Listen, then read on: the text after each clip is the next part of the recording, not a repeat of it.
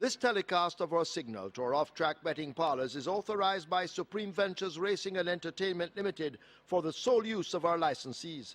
Any reception, interception, retransmission, redistribution, or other use of the signal without the express written consent of Supreme Ventures Racing and Entertainment Limited is strictly prohibited and will be the subject of criminal prosecution and civil action. Any equipment or apparatus involved in such a use is subject to seizure and forfeiture under the law.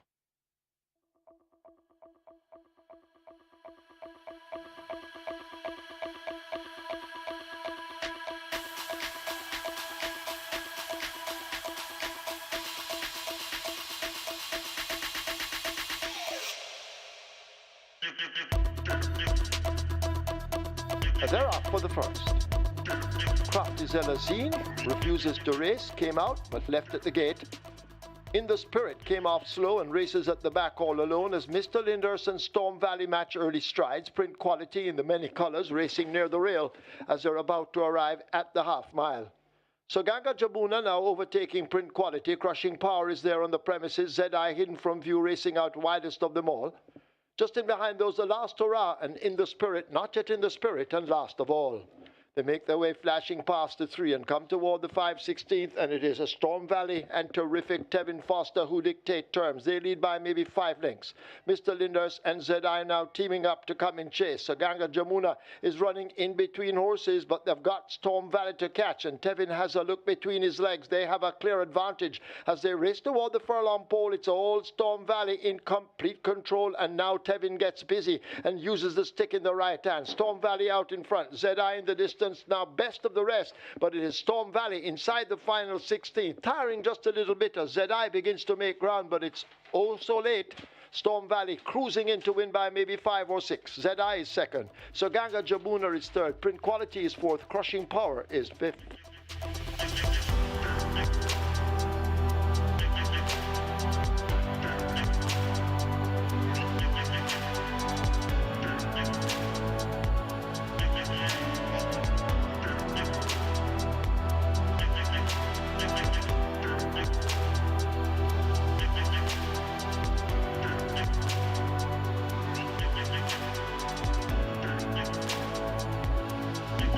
Ready for a start. They're off and racing. Sweet Victory gets a good start. Superior rushing up right there to that Sky Rizzy. So Superior and Sky Rizzy share that lead. They're about 5 lengths or 6 lengths in front of Tiger Midat. Then comes Sweet Victory and Crucial Alexia. They head toward the 6 furlong point on the course, and it is Sky Rizzy just on that lead. From right there to here comes Tiger Midat. Very early today, and Tiger Midat goes on right there in second. Right there in third, that's Superior. Racing in fourth, that's Crucial Alexia, and Sweet Victory racing at the back. They pass the 5, and it is Sky Rizzy in front. Tiger Midat relaxed in a second. Right there in third, and watching them, that is Superior. About 3 or 4 lengths before we come to Crucial Alexia, and another 6 before we come to Sweet Victory. They pass the 4, head toward the 3, and Tiger Midat attacks Sky Rizzy. Tiger Midat and Sky Rizzy coming to the 3. It's Tiger Midat, Sky Rizzy. Tiger Midat, just the leader. Shane Ellis looking all over the place. He's very confident. Tiger Midat looks to have this one all won, but they still have 2 furlongs to go. It's Tiger Midat right against the rail. That Sky Rizzy still there. Coming on the outside, that is Superior. Tiger Midat in front. Superior trying to get to Tiger Midat. Shane Ellis and Tiger Midat rolling nicely. Coming to the furlong pole, it's Tiger Midat still in front. And Tiger Midat, I think this is all done. Shane Ellis, Tiger Midat, Lawrence Fremantle, and for the newness, Tiger Midat by about 7 lengths. Superior second, then comes Crucial Alexia, Sky Rizzy, and Sweet Victory back in fifth.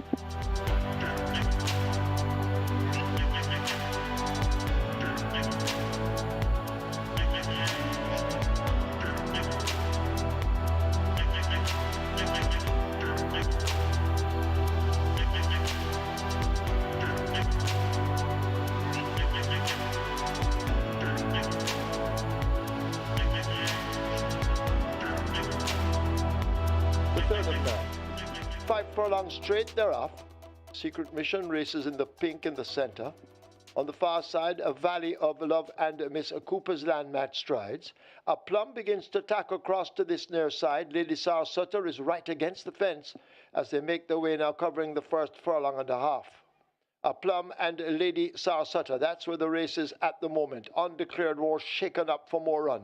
On the far side, asked to make ground too, that's Miss Cooper's Land and Richie Shakes, but they drive now toward the final quarter and the war continues under the stand fence. Lady Sarah Sutter and A Plum just the leader from Lady Sarah Sutter now trying to eat into it. On the far side, Miss Cooper's Land, Valley of Love in the red sleeve shaken hard along with Undeclared War, but this A Plum now begins to move away from them. They leave the furlong pole behind. It is A Plum and Matthew Bennett. They're in control. Lady Sarah Sutter racing best of the rest in second, but it's all A Plum. A Plum coming away for an effortless victory in the end. Wins by maybe 6 over Lady Sarah Sutter. Could be Miss Cooper's Land just in front of Valley of Love. Then Undeclared War back in 5th.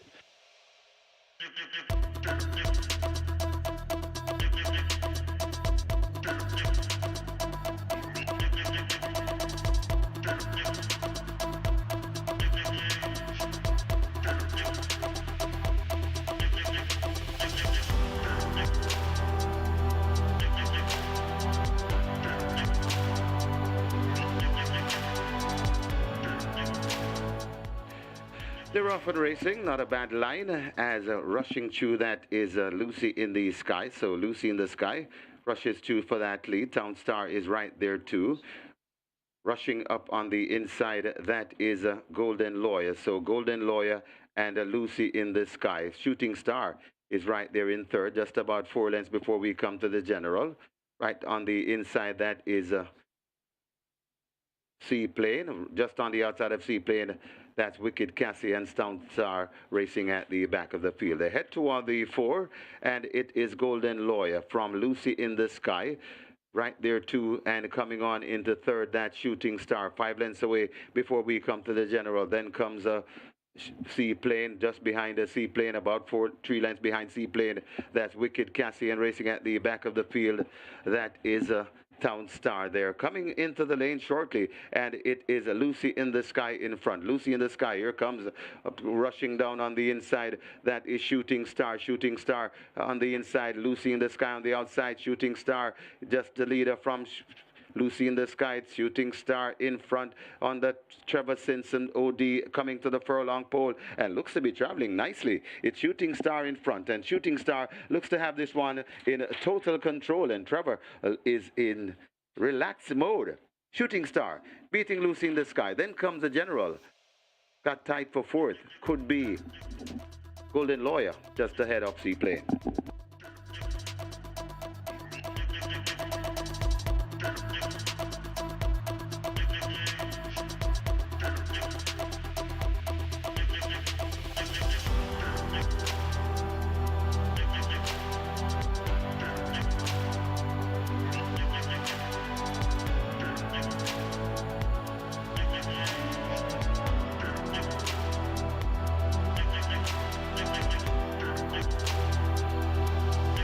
They're off. Electrode brakes hanging a bit to the left but straightened out. Charming Sound is in the center. Mr. Wonderful in the red cap more toward the far side. Waterman John is racing nearest to us, just in behind Okoye Warrior, as they sort themselves out and come running toward us. They're spread right across the track. Electrode is over on the far side. Waterman John with us. Okoye Warrior is right there too. As they run away now inside the last quarter, Electrode out in front, Okoye Warrior now throwing down the challenge, and these two match strides could be Okoye Warrior just the leader, and Okoye Warrior now shows on that lead. Electrode left back in second. It's Okoye Warrior running away from them in the end. Okoye Warrior and Dick Cardenas win by maybe 4 over Electrode. Waterman John is third. Charming Sound is next. He stands alone, is back in 5th.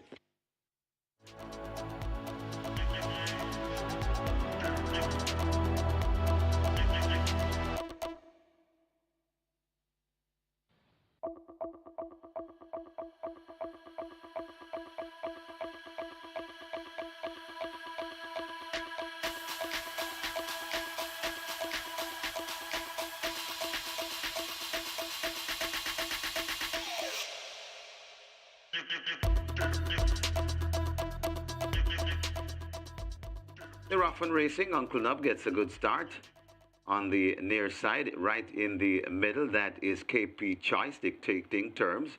Right there too, that's Rambling Rose. Uncle Nub is right in the picture, right under the stand fence. That's posing already over in the middle. Jaguar leads that group along with Bugatti. Over on the far side, that is Rejected Roger. They come spread right across the track. Rambling Rose right there to Uncle Nub. Uncle Nub showing prominently along with Rambling Rose right there too. That is opposing already. KP Choice is in the middle. Bugatti is right there too. They're coming out to the chute, coming to the furlong and a half pole, and it is making the run. Is KP Choice, looks to have the lead. From here comes Uncle Nub. It's KP Choice. Uncle Nub, KP Choice looks to have the lead. Uncle Nub coming up on the inside, on the far side. That here comes the Power Ranking. It's very tight between Power Ranking and KP Choice. And it's also tight for third between Uncle Nub and posing already.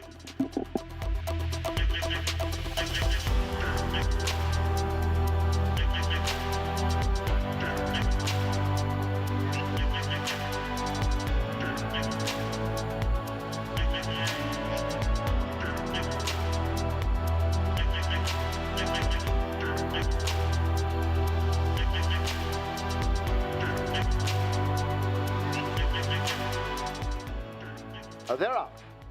Perfect start. Pack Plays comes away with a narrow lead. Atomica now going in pursuit as they leave the 6. A break of some 2 lengths to Is That a Fact on the outside. Money Market Racing just on the outside of On the Rail. That's Wall Street Trader as they dash passing the 5. Pack Plays, Fleet of Foot leads Atomica. The lead is 3 lengths. Atomica settled down in second. Is That a Fact? A further 3 lengths back. Wall Street Trader runs the rail, and Money Market becoming detached from the leaders as they make their way toward the final 7/16. Pack Plays attempting to go all the way. Atomica needs to find 4 or more. Is That a Fact? A further length and a half back. Wall Street Trader has made some progress, and Money Market remains at the back of the field as Pack Plays about to come into the lane. The rider having a peep in his mirrors, and Pack Plays has taken a breather and comes into the lane full of running, a quarter of a mile to run. This is the Eileen Cliggott Memorial Trophy, a Grade 1 event, and it is Pack Plays out in front. Atomica swerving as if drunk on the rail toward the outside. Wall Street Trader now trying to close up, but Pack Plays continues to prove elusive. It is Pack Plays with a 4-length lead. Stablemate Wall Street Trader now coming in pursuit, but Pack Plays has flown the coop. Ismael Velasquez, and Pack Plays wins the Eileen Cliggott by maybe 4 or more. Atomica is finishing in third. Is That a Fact? Is fourth. Wall Street Trader, of course, was second.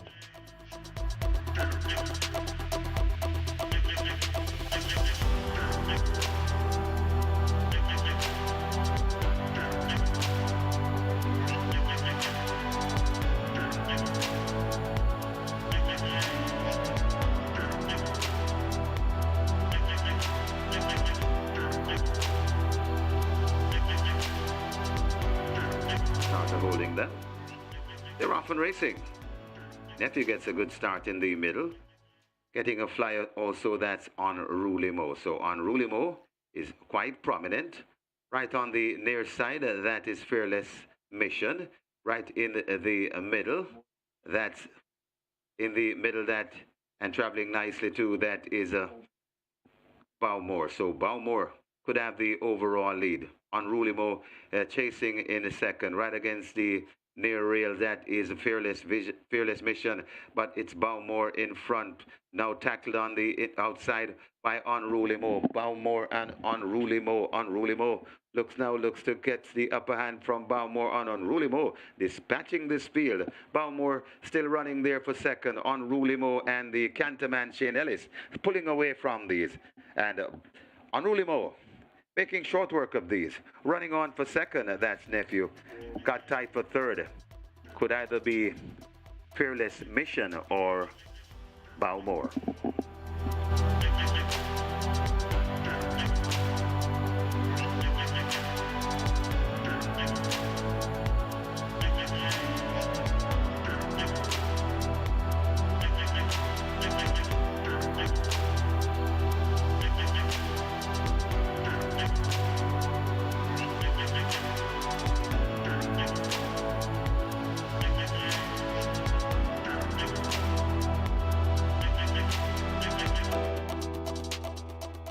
They're off.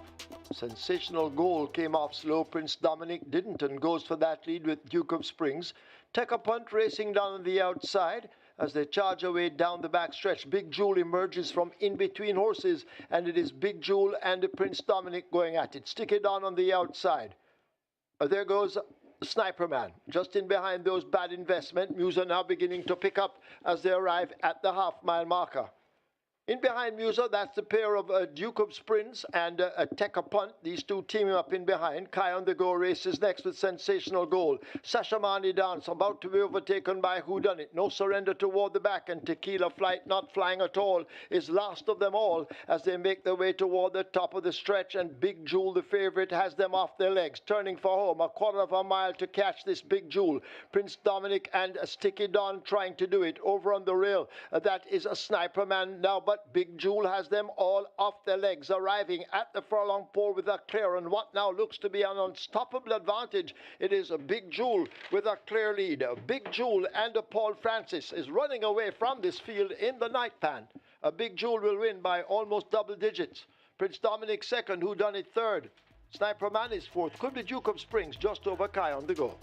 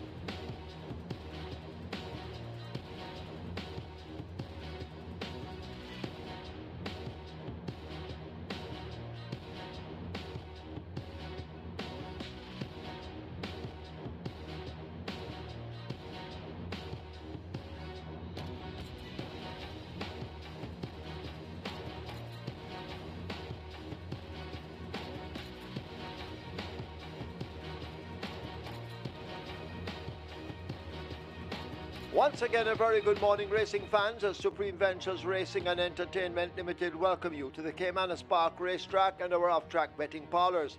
In a short while, as usual, we will be announcing the program changes. Now we ask you to stand to honor the Jamaica National Anthem.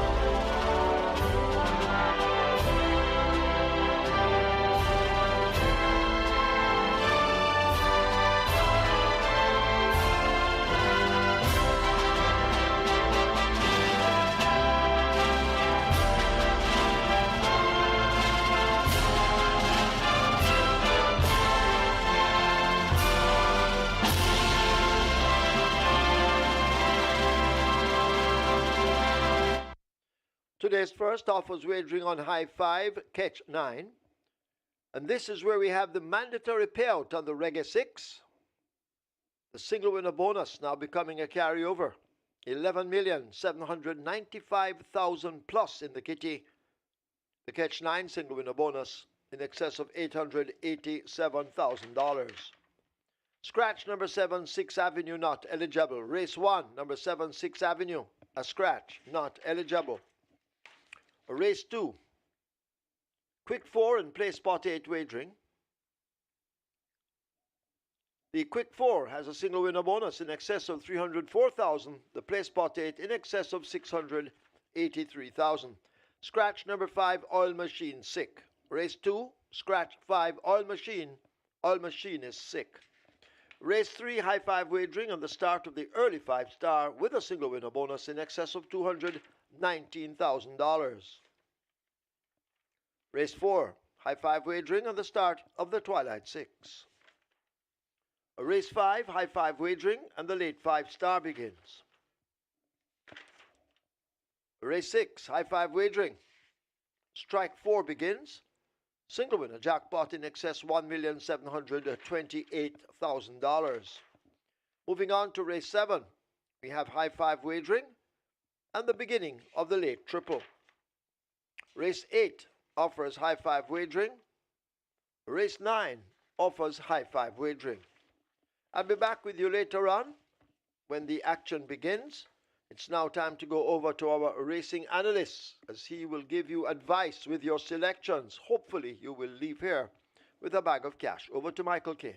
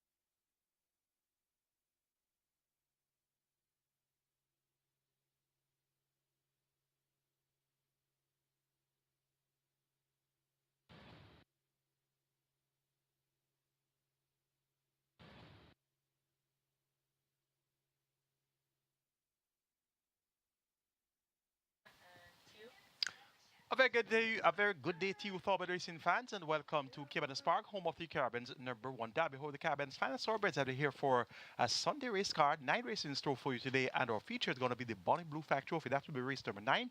A field of 12. It's an overnight allowance contest for horses who have not won an overnight race lifetime. The purse 1.25 million, and they go 7.5 furlongs or 1,500 meters. It's mandatory payout in the regular 6, so we have a must-bet item today. Of course, the regular 6 with over $11.795 million in that jackpot converted to carryover, all to pay it out today. Plus, of course, new made wagered. So all the 11.795 million as well as new money wager to be paid out today. It's a mandatory payout.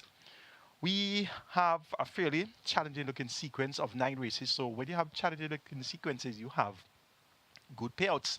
And indeed, that's what's going to be the order of the day. And you know that on Sundays, outsiders come filing in along the way. There's absolutely no Sunday that you don't have outsiders coming in. So be on your best handicapping skills today, and you should be on the receiving end of some good dividends.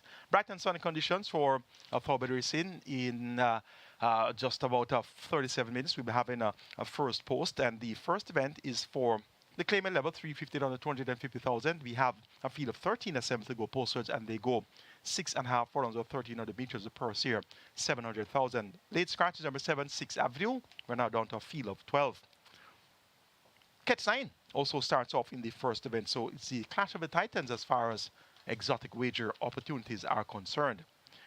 Favorite in early betting is number 12, and that's Jones Strike at even money. Then you get 2-1 for number 8, Muscatoon, followed by a pair of 5-1 chances, 1 Last Dance and 2 Line of the Catty.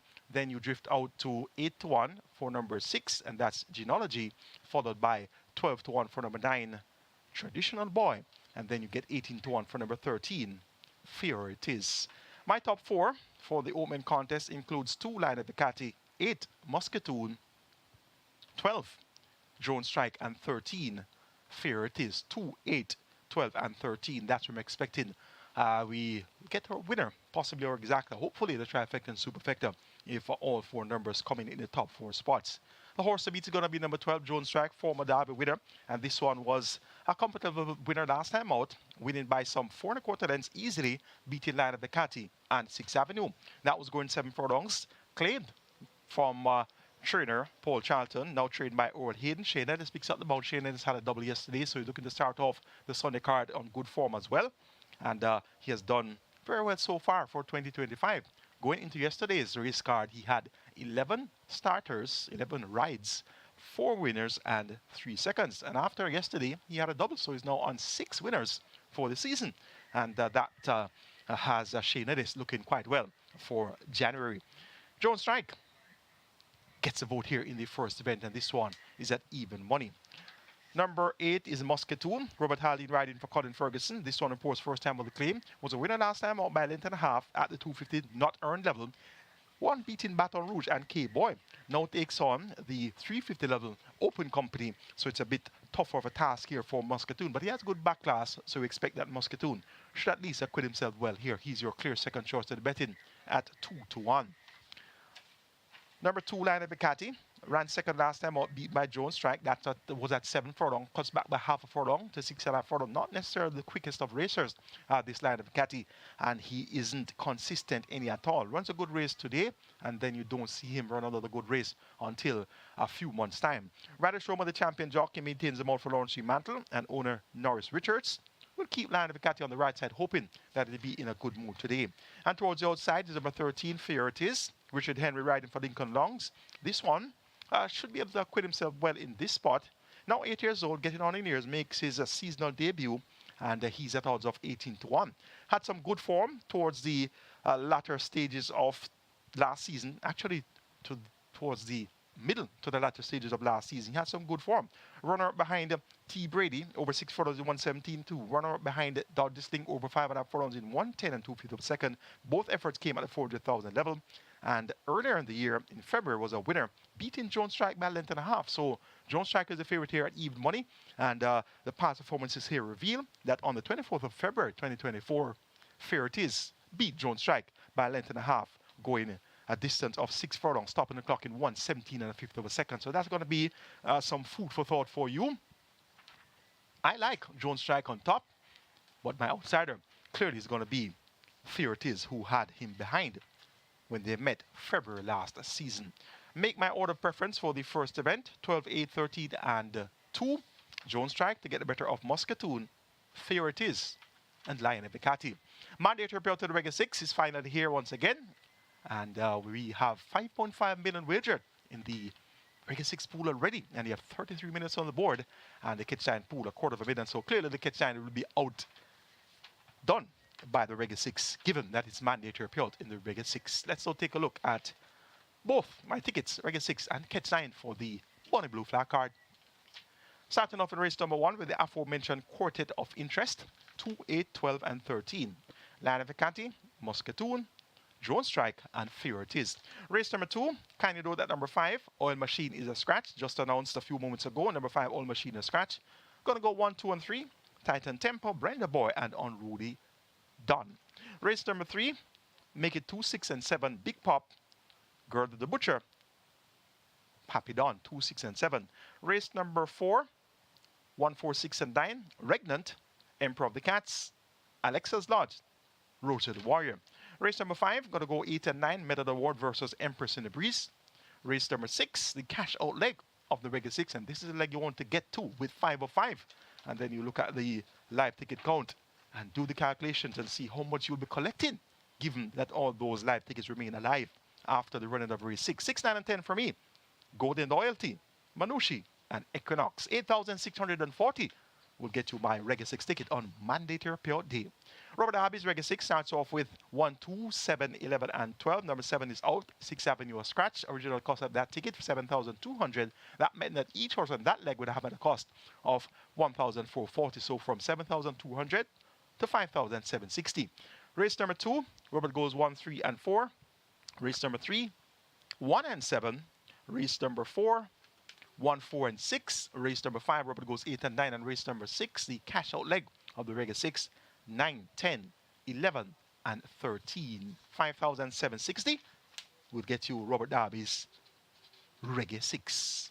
Catch 9 kicks off in the first as well. Going to go 2, 8, 13, and 12. Going to maintain that quartet of interest, 2, 8, 12, and 13. Lion Ebicati, Muscatoon, Drone Strike, and Fear It Is. Race number 2, taking a chance and banking on number 1, Titan Tempo. And kindly note once again that number 5, All Machine, is a non-runner. Race number 3, make it 2 and 7, Big Pop and Papillon. Race number 4, going to go 1, 4, and 6, Regnant, Emperor of the Cats, Alexa's Lodge. Race 5, taking a match race here, 8 and 9, Medal Award versus Empress in the Breeze. Race number 6, 6, 9, and 10, Golden Loyalty, Manushi, and Equinox. Race number 7, going to bank number 6, and that's Runaway Star. Race number 8, the penultimate, make it 3, 6, 7, and 9, She's Adorable, Pineapple, Hit and Run, and Tornado Steel. And race number 9, the catch-out leg of the Kids 9, the Bonnie Blue Flag Trophy, or feature is today, make it 4 and 9, She's a God Gift versus Geolithic. 5,760 will get you my Catch 9 ticket. Robert Darby's Catch 9 starts off in race number 1 with 1, 2, 7, 11, and 12. Number 7 is a scratch. Original cost of that ticket, 4,800. That meant that each horse on that leg would have had a cost of 960. So it's going to be 960 times 4. And that works out to 3,840. So right off the bat, you can cut that budget from 4,800 to 3,840. Race 2, Robert goes 3 and 4. Race number 3, 1 and 7. Race 4, 4 and 6. Race number 5, 8 and 9. Race number 6, 9, 11, and 13. Race number 7. Number 6, a single, and that's Runaway Star. Race number 8, Robert goes 6 and 7. And race number 9, 4 and 9. 3,840 will get you Robert Darby's Catch 9. Best of luck wager on Catch 9 and or Regular 6, particularly the Regular 6. It's mandatory payout to the Regular 6, and we now have $6.4 million in new money wagered. And remember, the jackpot $11.795 billion, all to be paid out today, plus of course a new money wagered. Going on to race number 2, start of the quick 4 and play spot 8, and we have $250,000 minimum guarantee payout for both exotics. Scratch number 5, All Machine. All Machine stays home. We're down to a field of 5, and they go 1,600 meters, 8 furlongs or a mile. And this is a restricted allowance for native bred 4s and nuns of 3, and importees 4 years and up. Non-winners of 2. The purse is 780,000. Titan Tempo, very impressive in victory last time out, won by 13 and a quarter, then beating the general and Hit and Run. And that manner of victory suggests that he should be able to take care of the group above, which is indeed at this nons of 3 level. Robert Haldane maintains the mount for the 5th consecutive occasion. He rides here for trainer Philipiano D and owner Edgar Miller. Titan Tempo could make it back-to-back wins. Number 3 is Unruly Don. Shane is riding for Oral Hayden. They teamed up yesterday with Unruly Mo to get the job done. So this Unruly Don ran on to the 4th last time out 2 3/4 is behind Magnificent Force, Midnight Flight, and Princess Amali.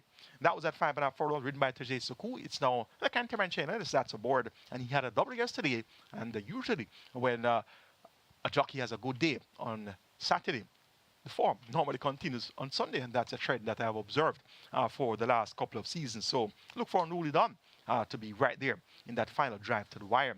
Number 2 is Brenda Boy. Champion jockey Radish Roman rides for trader Victor Williams and owner DST and Associates. Last time out, beaten by 15, make that 15 by 28 and 3/4 lengths. So was down the track through a clinker behind Supremacy, Blue Sensation, and Mac and Rome. That run can be forgiven. Prior to that, 4 by 9.5 lengths to the importee Sheer Delight. Captain Sparrow was second, Unruly Don was third, and this Brenda Boy was not too far behind Unruly Don that day. So we're going to keep Brenda Boy on the right side as well as, of course, Unruly Don. Towards the outside, we have Ama. Ismael Velasquez rides for Peter Don Passard, and this one through a clinker. Last time out, 5 by 20.5 lengths and ran 42 started back 7 by 49 lengths. But it appears as if Ama is at her best when she's able to lead unmolested. So if she gets an uncontested lead here, which looks highly unlikely, she could very well be that much more resolute towards the end. Let's see, it's a small field of 5, so from this outside draw, we could very well see Ama prompted the issue early. But Titan Temple, the way he won last time out, he's going to take a lot of beating. The other entries, number 4, Zulu Warrior, second by 2 1/4 lengths last time out, beat by Mystery. That was at 7 furlongs in 1:28.1. And 2 starts at third by 3 lengths to Fearless Force and Immeasurable Joy. Tevin Foster rides for Howard Bailey and owner Evan Brown. We'll keep Zulu Warrior on the right side as well. Small field of 5, but it is indeed a competitive event. Make it 1-3-2-6. My order preference, Titan Tempo over Unruly Don, Brenda Boy, and Ama. Race 3 is next. Going to start our early 5-star here. Minimum guaranteed pay of 300,000. We have a field of 9, and they go 1,100 meters or 5.5 furlongs. It's a restricted maiden condition race, so I need to bet forwards and up, who have not earned 280,000 lifetime. The purse is 730,000. My best 4 here includes 2 Big Pop, 4 Noble Sovereign, 6 Girl of the Butcher, and 7 Papidon. 2, 4, 6, and 7. Big Pop last time out was at even money and finished 5th by 11 lengths, beaten by Fort Haldane in the slow 104 flat for 5 furlongs round. Can do Oceans better. Robert Haldane replaces Rashane Lewis in the saddle for Jason Acosta and owner breeder Elizabeth Acosta. We're going to keep Big Pop on the right side once again. Number 4, Noble Sovereign. Third by 5 lengths, going 5 straight. 2 starts about beaten in 103.2 by Shell the Rocket and Town Star. Town Star returned to win since, and last time out, Noble Sovereign was in that same event, won by Town Star. They went 7 furlongs. That they cuts back in distance now to 5.5 furlongs, may very well be better suited to 5.5 furlongs. Blinkers removed by trainer Don Von Clark, also known as DC, and the tongue tie has now been fitted. Richie Shakes picks up the mount, and notably, Donovan Clark has 2 inches here, the other being Lord Espo number 3. Indications are that the Noble Sovereign should be the one that would carry the flag. Number 6 is Girl of the Butcher. Showed marked improvement last time out, went 5th by 6 lengths after chasing the pace, going 5 round. Second by length to the 1/4.5 mile, third by 2 1/4 pole, 4 by 6 1/4 at the front pole, beat by Military Light Leader Sarsuda and Linstead Market. Blinkers taken off, tongue tie on, Lasix on again. Lars Allen maintains the mount for trainer Arnold Rambali Jr. and owner breeder Oliver Gray, more popular known as Bulla Gray. And this Girl of the Butcher should be kept on the right side, having showed marked improvement last time out. Number 7 is Papa Don. The champion jockey Radish Roman picks up the mount for trainer Greg Fennell. Picks up lumps of weight, 5.5 kilos to be exact. Last time raced at 51.5 kilos, and Emilio McLean of Clowning Around fame. And 2 starts back, also ridden by Emilio McLean.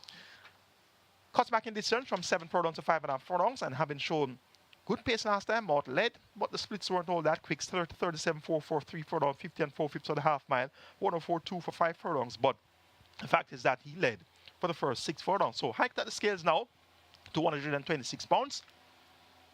I'm hoping that the champion jockey can make up for that hike in the scale. So I'm taking number 7, Papillon, to get the better of number 2, Big Pop. Then 6, Girl of the Butcher, and 4, Noble Sovereign. Race number 4 is next. Twilight 6 begins here. Minimum guaranteed pay of 3.5 billion. We have a field of 9 declared to go postwards. It's for the claim level 700,000 to 600,000. 600 up numbers of 4 can run without a tag. And we have importees 600 up numbers of 3 that can also race without a tag. The purse is 820,000. They go 1,000 meters round or 5 furlongs round. 1, 4, 6, and 9 represent my best 4. That's going to be my order of preference as well. Regnant over Emperor of the Cats, Alexa's Lodge, and Rosa the Warrior. Regnant is a speedball drawn on the inside at post 1 from a level break, going 5 rounds, stepping down from 1,000,000 and 750. We should see Regnant bowling along on that lead. Paul Francis, Roger Henry Harrison Jr. and owner Michael Prawl make Regnant the one to catch as he gets a class lead coming down from 1,000,000 and coming down from 750 as well. Number 4, Emperor of the Cats, needs no introduction. He is quite capable at this level, has been at 550 his last 2 outings, so he takes a bit of a step up the ladder here. Richie Shakes picks up the mount for trainer, owner, breeder Carl Addison. This Emperor of the Cats notably has been confined to the straight course since April last year, has won 3 of his last 5 races. Now comes around the bend at 5 round, and his back form and back class clearly is going to make him a force to be reckoned with here. Number 6, Alexa's Lodge, gets a class relief as well, steps down from 1,000,000 down to 700,000. Actually raced at 1,000,000 on 5 of her last 7 races. In the other occasion, raced at 750, so gets a significant class relief here. Tevin Foster picks up the mount once again for trainer Norman Smith and owner Charles Walsh. Look for Alexa's Lodge to be banging contention from the word go. And towards the outside of the 9, Rosa the Warrior, speedy sort. Tajay Sekou picks up the mount for Anton Smith. This one will come into the mere 48 kilos. There's a lot of speed present here. The likes of Regnant as well as Emperor of the Cats and possibly Traveler's Lodge. So it's not going to be an afternoon stroll here from this 9 draw for Rosa the Warrior, but she should be able to keep the pace honest. And as such, you're going to keep this one at the right side for lower legs of the exotics such as your Superfectors and High Fives. Make it 1, 4, 6, and 9. Regnant to get the better of Emperor of the Cats, Alexa's Lodge, and Rosa the Warrior. Twilight 6 with that minimum guaranteed pair of 3.5 billion. Kicks off in race number 4. And interestingly, we have 3 overlapping races for all Reggae 6 and Twilight 6. Races 4, 5, and 6. And I suggest that you do some extra handicapping for these 3 overlapping legs to be able to get over the hurdles in races 4, 5, and 6. Let's now take a look at my Twilight 6 ticket for the Bonnie Blue flag card. Starting off in race number 4 with 1, 4, 6, and 9, the aforementioned quartet of interest. Regnant, Emperor of the Cats, Alexa's Lodge, and Rosa the Warrior. Race number 5, make it 8 and 9, that match race, Method Award versus Empress in the Breeze. Race number 6, going to go 6, 9, and 10, Golden Loyalty, Manushi, and Equinox. Race number 7, make it 1, 2, 6, and 7, True Blue, Prince Roy, Runaway Star, and make that Nebuchadnezzar. I'm going to have to check that pronunciation. Nebuchadnezzar, that appears to be the name of that horse there, horse number 7. Interesting name, Nebuchadnezzar. And that was the name of the former Babylon Empire ruler, Nebuchadnezzar. And indeed, an interesting name there for a thoroughbred. That's going to be ridden by Shane Ellis. Race number 8, going to go 3, 6, 7, and 9. She's Adorable, Pineapple, Hit the Run, and Tornado Steel. And race number 9, the Bonnie Blue Flag Trophy, our feature today, going to go 4 and 9. She's a God Gift and Geolithic. 7,680 will get you my Twilight 6 ticket, a very attractive looking Twilight 6 sequence. Robert Abbott's Twilight 6 starts off with 1, 4, and 6 in the 4th. Race number 5, Robert goes 8 and 9. Race number 6, Robert goes 9, 10, 11, and 13. Race 7, 2 and 6. Race number 8, 6, 7, and 9. And race number 9, Robert closes off with 4 and 9. She's a God Gift and Geolithic. 2,880 will get you Robert Darby's Twilight 6. Best of luck wager on our Twilight 6 on the Sunday card. And remember, it's mandatory payout on the Reggae 6, and we're now approaching 8 million in new money wagered, 11.795 million in the jackpot automatically converted to a carryover. So we're looking forward to a very handsome net pool after wagering is complete in the first. Race number 5 is next. We have maidens, a maiden condition race for native bet 5 is it up. They go 800 meters straight or 4 furlongs straight. It's for a purse of 700,000. Lead 5 star, 300,000 minimum guaranteed payout. My best 4 includes 4, Security Code 5, Lady Katgahara. 8, Medal Award, and 9, Empress in the Breeze. 4, 5, 8, and 9. Of that quartet, it appears to be a straight 2-horse race here between Medal Award and Empress in the Breeze. And they have met on several occasions recently. And matter of fact, the past performances here reveal that the last 5 races by this Empress in the Breeze, she has been beaten twice by Medal Award. She has also beaten Medal Award on 3 occasions, so they have been having matchups quite frequently, and the last 2 matchups went the way of Medal Award.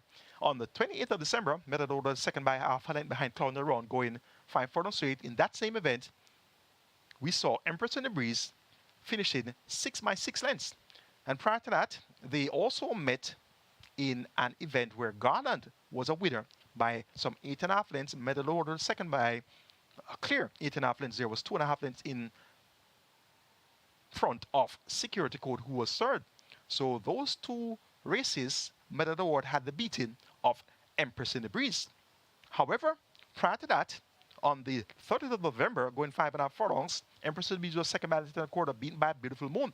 In that same contest, Medal Award ran on to be third by 3 lengths. Prior to that, on the 16th of November, they went 4 furlongs straight. Jet Key Girl won. Empress in the Breeze was second. And in that same contest, we saw Medal Award finishing 10th by 3 3/4 lengths. And further, to the 26th of October, going 6 furlongs, Empress in the Breeze, second by a length and a half, beaten by Jack Daniel. In that same contest, Medal Award was 5th by 8 3/4 lengths. So, Empress in the Breeze, notably, since being administered Lasix, she has not run as well. She has been beaten on both occasions by Medal Award.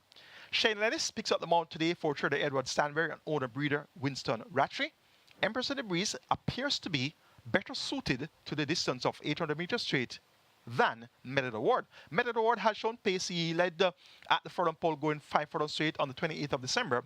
And last time out, he led from the half mile, first by a neck, rather strongly, but is still beaten by Sicario Man. So, in terms of top-end speed, the top-end speed appears to be better where Empress in the Breeze is concerned versus Medal Award. Shane Ellis picks up the mount. Had a double yesterday. Should continue the good form today. Tevin Foster maintains the mount aboard Medal Award. He has been aboard Medal Award in his last 3 appearances, and all 3 appearances he came in second. How about Lady Sarasuta? She had 4 consecutive second-place efforts going into yesterday's assignment. I had her as a banker, and she finished second again. So that's going to be 5 consecutive second-place finishes. So it's going to be close here between Medal Award and Empress in the Breeze. I'm leaning towards Empress in the Breeze. Last time out, she showed good speed, going 5 furlongs straight. Actually led at the quarter pole first by a head, and it was Medal Award that was chasing at close range, second by a head. Came to the furlong pole, second by 3/4 of a length, and Medal Award was just going ahead there by 3/4 of a length. So it should be a close thing between these two from the word go. So it's going to come down to skills, matching skills. Tevin Foster versus Shane Ellis. Of the others, Security Code should be there thereabouts as well. Roger Hughes riding for Errol Burke. Blinkers taken off. And number 5, Lady Katgahara. This one, Samantha Fetcher rider Ron Matthew has been fairly well fancied recently. 4-1, 8-1, 11-1, but has not been able to deliver. Has broke slow. 2 of the last 3 trailed on last. So not sure what to expect here from Lady Katgahara. And just have her on the right side for those exotics such as your superfectas, high fives, even those trifectas. Going for number 9, Empress in the Breeze. Just over number 8, Medal Award. Then 4, Security Code, and 5, Lady Katgahara. Race number 6 is next. Here's where we have our cash out leg of the regular 6, and this is the leg that you want to get to with 5 of 5 and be at the edge of your seats and looking at live ticket count, looking at the net pool, and you want to see 30 million in the net pool, and you want to see live ticket count 1. I know that is your ticket, that. And you say, well, yes, I've just waited on this race to run now and hoping that the horses that I carry, one of them wins, and it will be me alone. That's indeed the dream of every Reggae 6 player. A field of 13 will go 1,000 meters straight. It's a restricted allowance 4 for native bred 5 to dump nuns of 3 and importees 5 to dump nuns of 2. The purse is 750,000. Strike 4 starts here. Jackpot approaching 2 million. The minimum guaranteed payout, 500,000. Interesting looking sixth event, and this is a naughty looking catch out leg of the regular 6. I've narrowed it down to numbers 4, 6, 9, and 10, namely Ridgeliner, Golden Loyalty, Manushi, and Equinox 4, 6, 9, and 10. The one that comes out on top for me is number 6, Golden Loyalty. Tevin Foster riding for Paul Swaby. Paul Swaby had a win yesterday with the Trevor Simpson OD ridden Shooting Star. So he's looking to continue the good form on the Sunday card, Paul Swaby. This Golden Loyalty fought by 11 and 3/4 lengths last time out, beat by Bulletproof Coffee, who was an 11-length winner. And this Golden Loyalty was just 3/4 of a length behind Equinox and Uncle Nub. Equinox and Uncle Nub came back and fought out the finish, going around the bend, of which Uncle Nub got the better of Equinox there. And Equinox now returns, coming back over the straight course, drawn post 10. So wherever Equinox is, we should see Golden Loyalty in close proximity as well.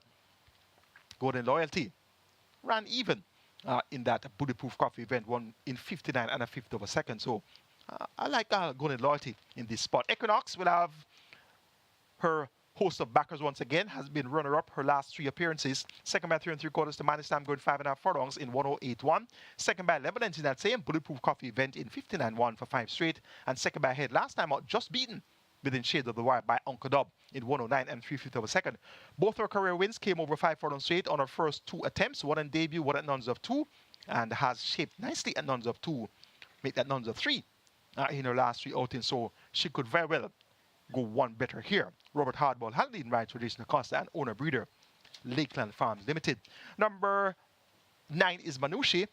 Shane Ennis rides for Louis Richards. This one won easy the last time out by 5.5 lengths, beating Joe Blaine and Schwarm the Butcher. Now reverts to the straight. Had some good performances over the straight. Visor now fitted. You can expect Manushi to be in the thick of things once again. And as I said, Shane Ennis had a double yesterday, and he has some live mounts today. So look for the canter man, Rocco, to be making a good impression on the Sunday card. Other horse of interest, number 4, Ridge Diner, won well over the straight last time out, won 5 for the straight on both career victories. He's a former Mercury Sprint winner as well. So he won the Mercury Sprint February 2023 and didn't win again until December 2024. So he has had some setbacks along the way, has only raced 8 times as a 5-year-old, 2 wins, 1 second, 1 third.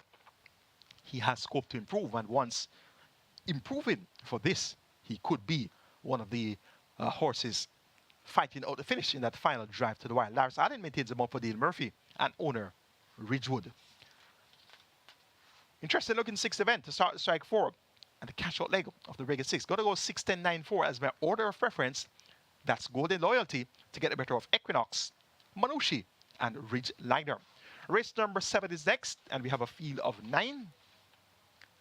Nebuchadnezzar, interesting name here, and that's the name of the former Babylonian ruler, the empire of the Babylonians way back in 600 BC. And the Babylonian ruler, the Babylonian empire, was led by Nebuchadnezzar, the king, way back in the days. So an interesting name for a thoroughbred here. Nebuchadnezzar, a 3-year-old chestnut colt by Soul Warrior out of the market Rally Dam, Queen of Baghdad. And of course, the Babylonian ruler, Nebuchadnezzar, was tasked with the assignment to drive out the Israelites out of Jerusalem. So you can, this horse has a very special name. So we're going to find out how special he is, because that's a very powerful name to have. So Nebuchadnezzar will make his debut later on in race number 7. A maiden condition race of 3 years, and they go 1,300 meters or 6.5 furlongs. Runaway Star. His intended debut was on the 11th of January, but he refused to enter the starting gate. The starting gate really spooked him that day. So he had worked well, quite well too, going into that debut.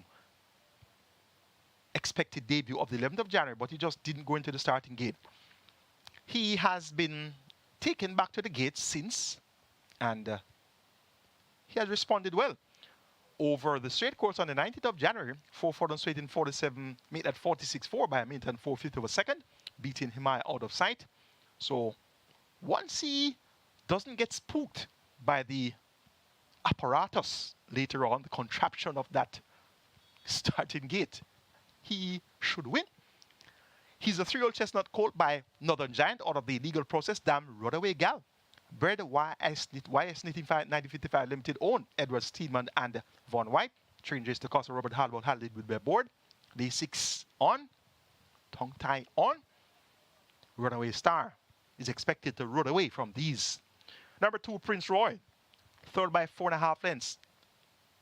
In that same event where Runaway Star should have made his debut, he bumped the rail a furlong and a half from home, and that cost him some significant momentum. Was second by neck at the quarter pole, second by length at the make that second by neck at the half mile, second by length at the quarter pole, and then between the quarter pole and the furlong and a half point, bounced into the rail, and that cost him significant momentum. Third by 4.5 lengths in the end to My Eclipse and Mark My Identity. Would have gained from that exposure, would have learned a lot from that debut effort. For departure places you with Pinnock in the saddle for trainer, owner, breeder, Fitzgerald Glispie. Prince Roy, on the strength of his debut effort, must be respected here. Number 1 is True Blue, an interestingly bred filly. She's a 3-year-old bay filly by Sensational Slam out of the Cowtown Cat mare, True Blue. And True Blue was a very talented imported filly. Won quite a few races here and in awesome fashion as well. Bred by Elaine Veronica McMaster, owned by Suki, trained Peter McMaster, and True Blue has shaped fairly well at exercise. On the 18th of January, 48 2 by 103.3 over the straight. No bullet works as yet, but she is well bred and expecting True Blue to perform creditably first time of asking. And of course, the Bachand Desire, told you about that one, the former king of the Babylonian Empire way back 600 BC. And the Babylonian Empire led by Nebuchadnezzar had maybe some 38 years of reign, and they were responsible for driving out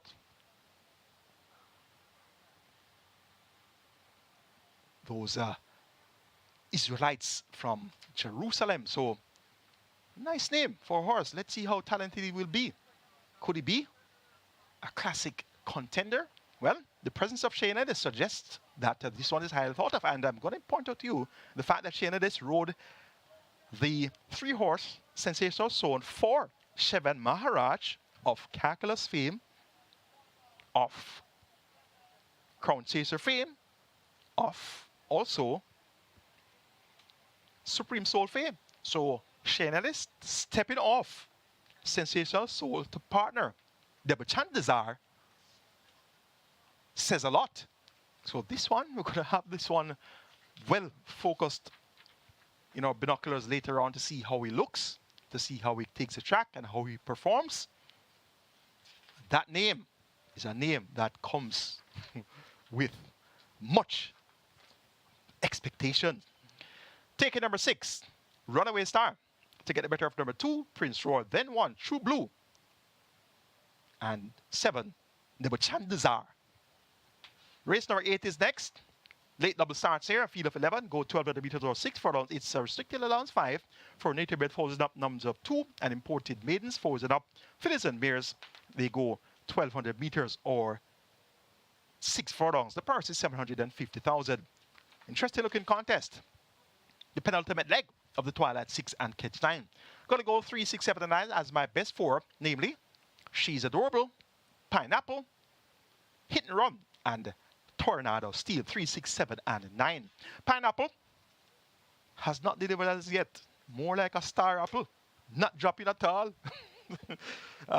Has been sent off at some short prices, even one in 3 to 2, 1 to 5, 6 to 5, 1 to 5, 5 to 2, 7 to 2, 9 to 2. So you know that this pineapple has not been a very sweet pineapple so far. Hope that she ripe today and we can pick her. Well, I'm picking her to win. So hopefully we can see her in the winners enclosure later on. Demar Williams, more popular known as Struggle. He's in the saddle for trainer Patrick Wacky Lynch, a.k.a. the Professor, and owner Lassell Strong. Blinkers now taken off. Last time blinkers were fitted again. Made some late game. Third by 2.5 lengths, so a breath of fresh air and Happy Force. Prior to that, without the blinkers, drifted off a true line, but led at the quarter pole and the furlong pole. So hopefully, she'll be a lot more cooperative this afternoon for Damar Williams, replacing Robert Haldane in the saddle. I'm taking Pineapple one more time. She's Adorable number 3. Tyrese Anderson riding for Carlton Cunningham. And this She's Adorable was an easy winner, going 6.5 furlongs in a slow 124 flat, beating the Maya and Another Mission. Since stepping up to Nuns of 2 has not been totally disgraced. 5 by 9 last time out, beat by Francis Adair and Battle Angel. Battle Angel has come back to win since. So She's Adorable. I should acquit herself well here. Hit and Run. Ran fairly well when stretched out to 2 turns last time out, going 9 and 25, third by 17 lengths, well beaten behind Titan Tempo and the General. But the fact is that she ran an improved race compared to her previous 3 outings. Cuts back in distance now to sprinting at 6 furlongs. Zerum Innis, more popular known as Cranberry. He maintains about here for champion Trinidad Da Costa. Hit and Run could very well do just that today and will be at a good price. Number 9, Torana the Steel. Ran well. First time of asking at Nuns of 2, 4 by 8 and 3/4 lengths. Ran even behind Catalina Princess, Pineapple, and Adira. Dick Cardenas, the Wiley Coyote, had a win yesterday with OK Warrior at 9-1. Upset the apple cart there on the Twilight 6. And I'm happy to have given you a winning Twilight 6 ticket yesterday, 15,463. That would be your set for the Reggae 6 mandatory payout today. So those 15,463 winning tickets yesterday, all should be intact to reinvest in the mandatory payout Reggae 6. We are now at 11.4 million in new money wagered on the Reggae 6. Tornado Steel. Dick Cardenas riding for owner trainer Kerry Tucker, aka Music Man.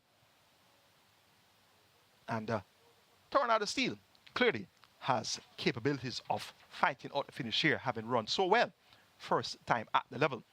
Interesting look at 8th and penultimate, make it 6, 3, 7, and 9. My order of preference, Pineapple over She's Adorable, Hit and Run, Tornado Steel. The 9th and final with the Dig Out Handicap, the night panel feature is today, the Bottom Blue Flag Trophy. We have a field of 12. It's a restricted over the allowance contest, so 3 years it up, non-winner of an overnight race lifetime. The purse is 1.25 million.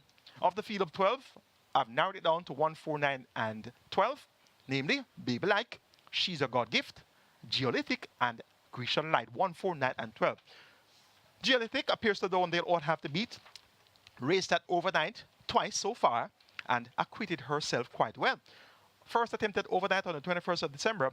Led for the first 7 furlongs in a 1-mile contest. Setting splits of 47.3 for the half mile, 59 flat for 5 furlongs, 6 furlongs with 113.1, 7 furlongs. Well, was second by 2 lengths at that 7 furlong point. 125.4 there.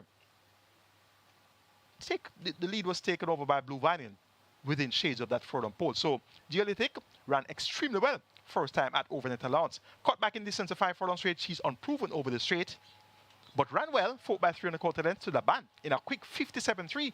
Joyce Golden was second. Mrs. Linders was third. Now takes on non-winners of an overnight race lifetime after running among open overnight allowance horses in her first 2 attempts at the level.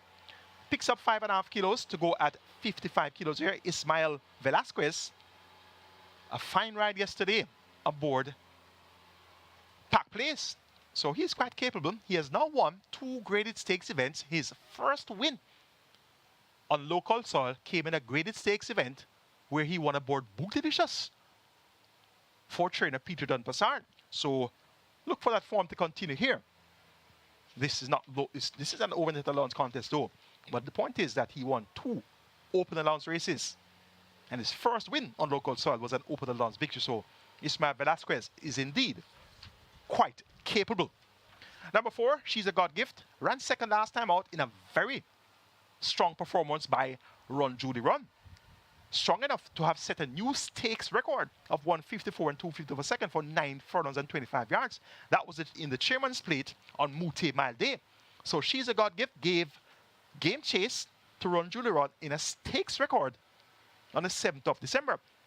She has also shaped well on both appearances at overnight allowance. Her first attempt came on the 23rd of November, going 5.5 furlongs, third by 2 lengths to Money Market and Freedom Street in 106 and a fifth of a second. Actually led for the first half mile.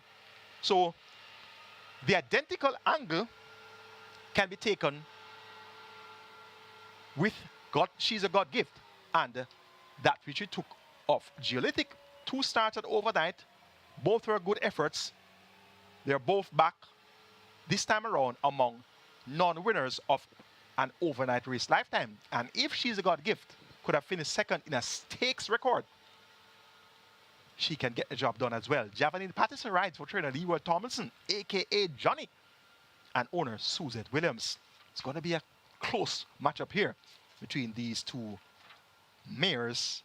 But actually, Geolithic is a mare, 5 years old, and She's a God gift is the filly. So maybe that could be the differential. That could be the advantage. The younger of the two, the 4-year-old filly versus a 5-year-old mare. They're both importees. She's a God gift. Live contender for the Bonnie Blue Flag Trophy. Grecian Light number 12, Tevin Foster rides for Paul Swaby. Paul Swaby had a win yesterday with Shooting Star.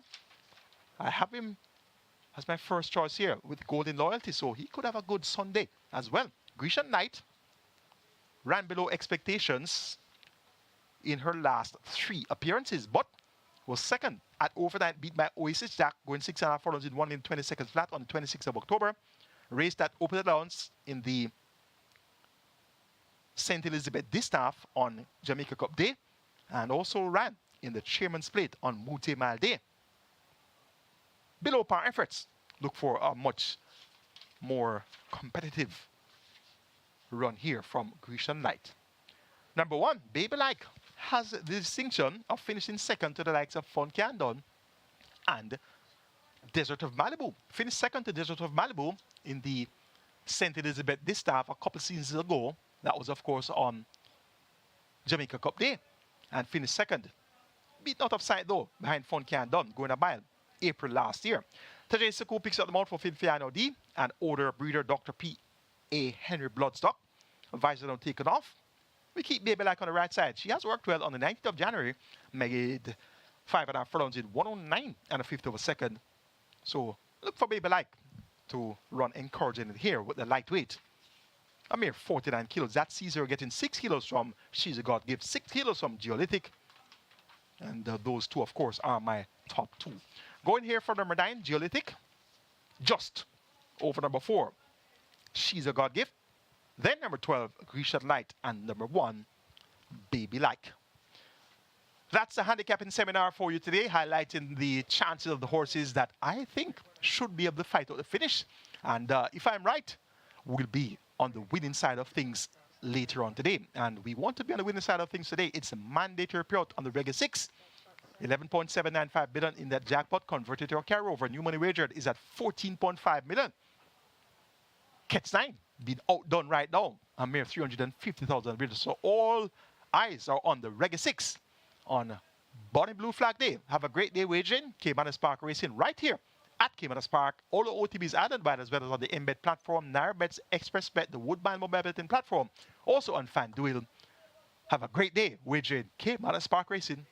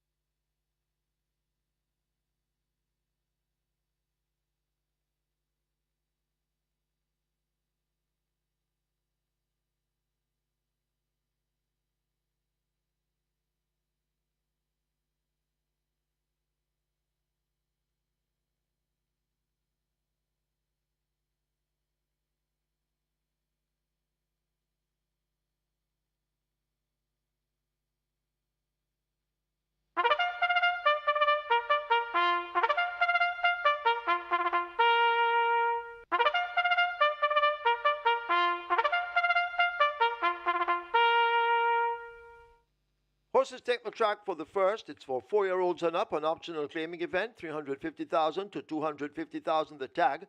Also 6-year-olds and up, non-winners of 4, the distance 1,300 meters or 6.5 furlongs.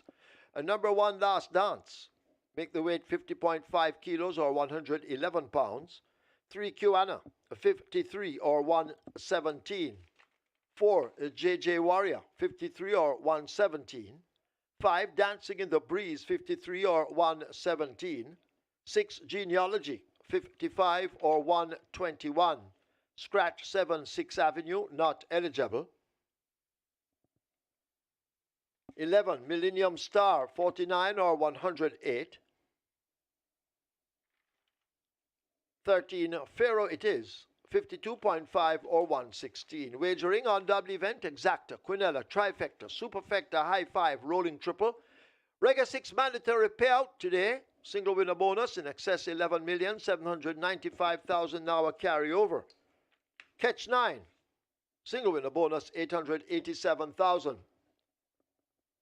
The Catch 9 heading for 500,000. The Regular 6 arriving at 16 million on its way to 17. Get your wagers on.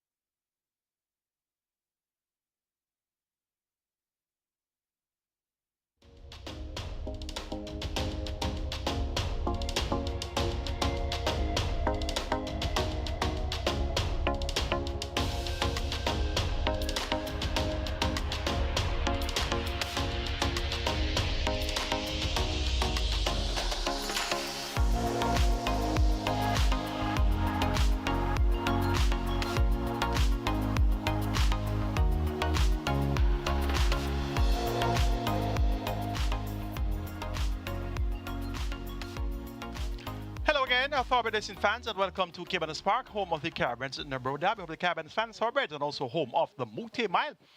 We have Sunday racing in store for you today. The Bonnie Blue Factory will be the feature. That's going to be the 9th and final. And it's a mandatory payout on the regular 6. And we have 16.9 million wagered. New money wagered, 11.795 million in the jackpot converted to a carryover. The Catch 9 outdone, only 400,000 in new money wagered there. Scratch number 7. 6th Avenue, we're down to a field of 12. Horses on the way to the gate. Top selection goes to number 12, Jones Strike. Shayna is riding for Old Hayden, and Shayna has had a win yesterday. Also rode a winner for Old Hayden on Rudy Moore.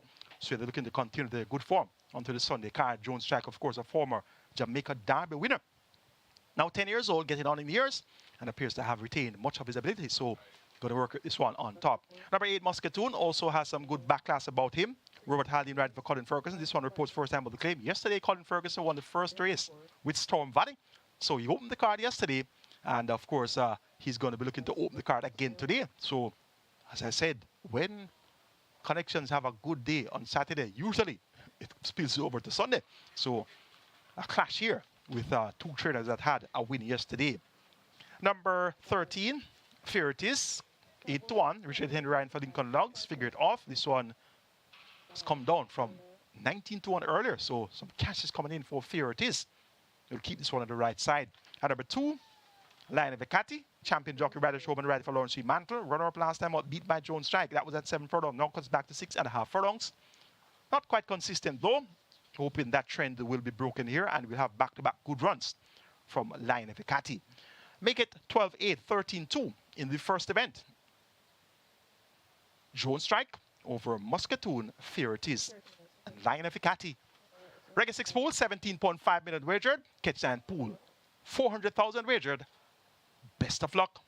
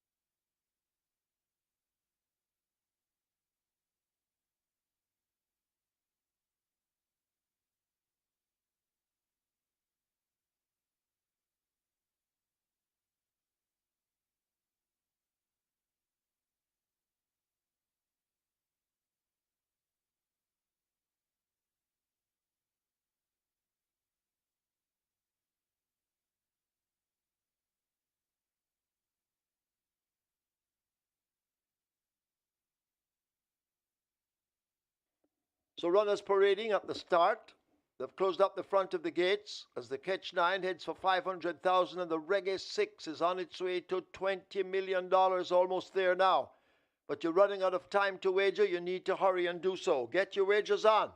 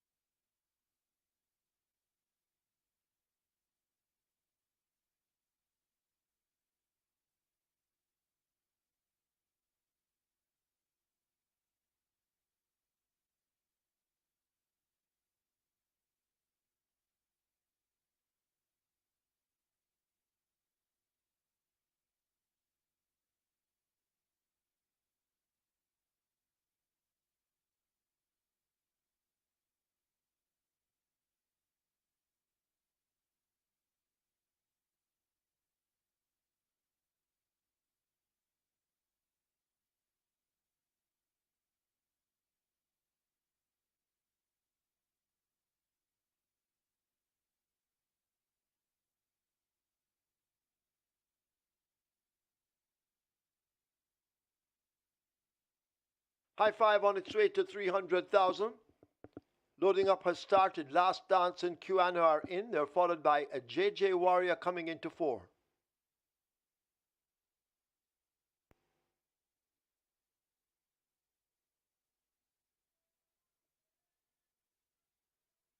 So we wait on a JJ Warrior as they try to get that one in.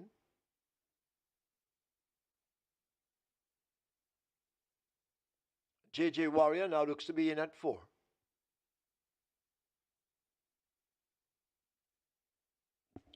This is the first of 9. 6.5 furlongs or 1,300 meters. Thus far, 3 have loaded. Dancing in the Breeze being pulled to 5.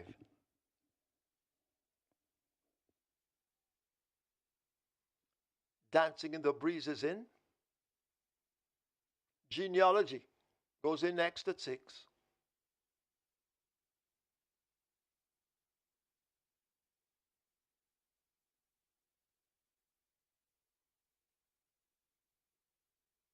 They're trying with Traditional Boy at 9. Laris Allen riding.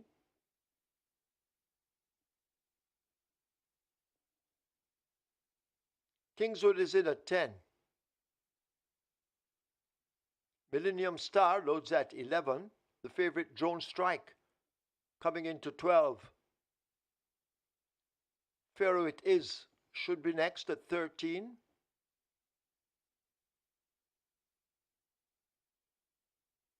Pharaoh It Is in. Musketoon lining up for 8. And Lion of Hecate will be the final one to load at 2 with Radish Roman, the champion jockey. Lion of Hecate we wait on. Lion of Hecate is in. Field of 9 for the first of 9. 6.5 furlongs. Michael Sims ready. They're off for the first. Millennium Star came out awfully and is left at the back trying to recoup. Lion of Hecate also races behind the runners as they go down the back stretch, and JJ Warrior the Grey makes that lead by just about a length. Last Dance chasing in second. Musketoon is running in third. Genealogy is there. Drone Strike the favorite on the outside as they lead the 5. Traditional Boy and Pharaoh It Is race as a team. Dancing in the Breeze and Caymanas come next. A gap opens up to the Grey Kingswood. Land of Hecate is second from the back, and Millennium Star is last of all as the field thunder past the half mile and run passing the 7/16. Musketoon now grabs the lead by a length. Be chased by a JJ Warrior. There goes Last Dance now moving through to get second over JJ Warrior.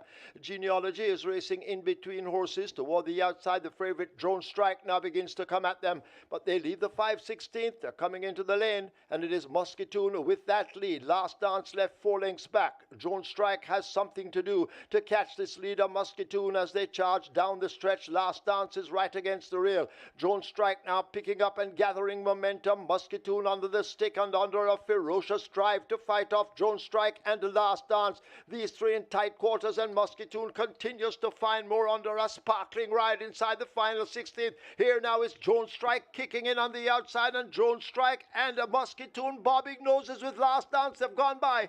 Looks to be Drone Strike just over Musketoon and Last Dance, but it's close. Land of Hecate could be next over Genealogy.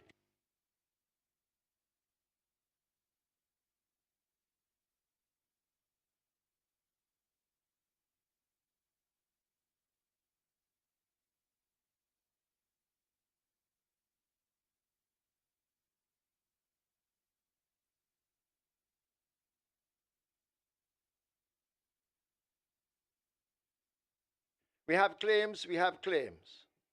A number 2, Lion of Hecate, 4 submitted. Ryan Darby for Raphael Gordon. Ryan Darby claims the Lion of Hecate for owner Raphael Gordon.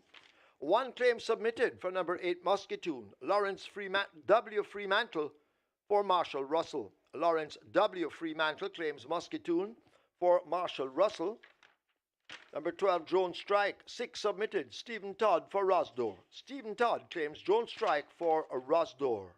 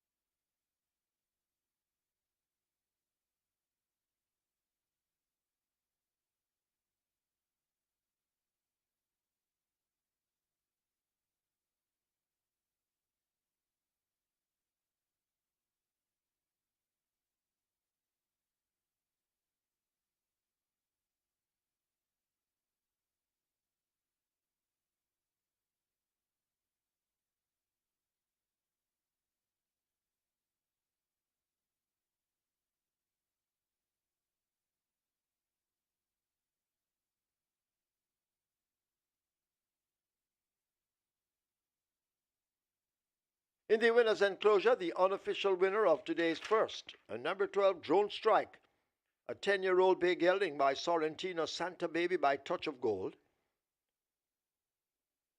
bred Robert Dabdoo, owned and trained Oral Hayden, the rider Shane Ellis, the groom Carlton Brown. A second 8 Musketoon, third 1 Last Dance, fourth 2 Lion of Icati, fifth 6 Genealogy.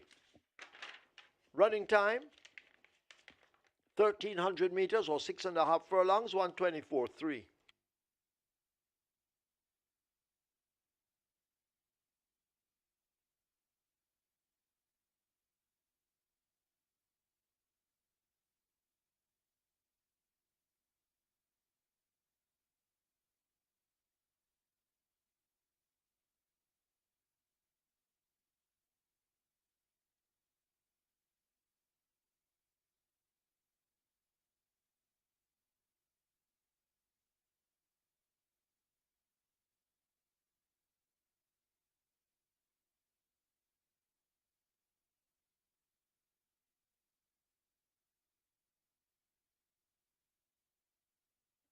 So have a look at your monitors for the photograph. Number 12 Drone Strike, getting the better of number 8 Musketoon. So that's a look at the photograph taken for the first event, number 12 Drone Strike, the winner by a half a length. Michael Sims ready. They're off for the first.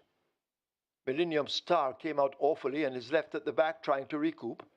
Land of Icati also races behind the runners as they go down the back stretch, and JJ Warrior the Grey makes that lead by just about a length. Last Dance chasing in second. Musketoon is running in third. Genealogy is there. Drone Strike the favourite on the outside as they lead the 5. Traditional Boy and Pharaoh, it is race as a team. Dancing in the Breeze and Kiana come next. A gap opens up to the Grey Kingswood. Land of Icati second from the back, and Millennium Star is last of all as the field thunder past the half mile and run passing the 7/16. Musketoon now grabs the lead by a length. Be chased by a JJ Warrior. There goes Last Dance now moving through to get second over JJ Warrior. Genealogy is racing in between horses toward the outside. The favourite Drone Strike now begins to come at them, but they leave the 5/16. They're coming into the lane, and it is Musketoon with that lead. Last Dance left 4 lengths back. Drone Strike has something to do to catch this leader Musketoon as they charge down the stretch. Last Dance is right against the rail. Drone Strike now picking up and gathering momentum. Musketoon under the stick and under a ferocious drive to fight off Drone Strike and the Last Dance. These 3 in tight quarters, and Musketoon continues to find more under a sparkling ride inside the final 16th. Here now is Drone Strike kicking in on the outside, and Drone Strike and a Musketoon bobbing noses with Last Dance. They've gone by. Looks to be Drone Strike just over Musketoon and Last Dance, but it's close. Land of Icati could be next over Genealogy.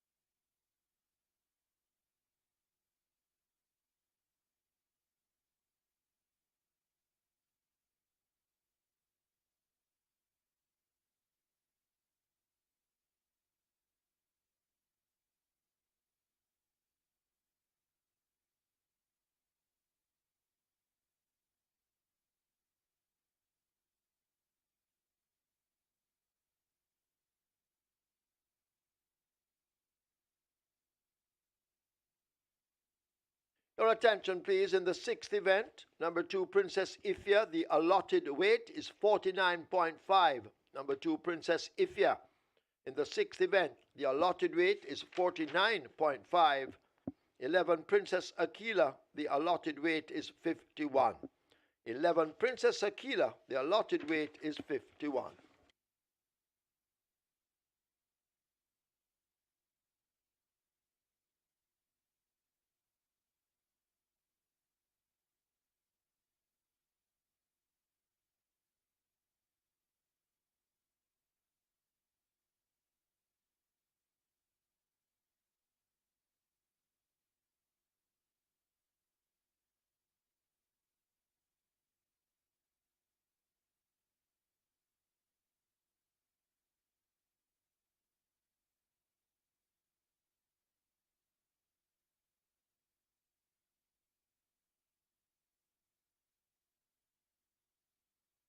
Result of the first, now official. Horses to the testing barn. 2, Lion of Acati. 12, Drone Strike. 2 and 12 both go to be tested. Drone Strike, 214 to win, 136 to place.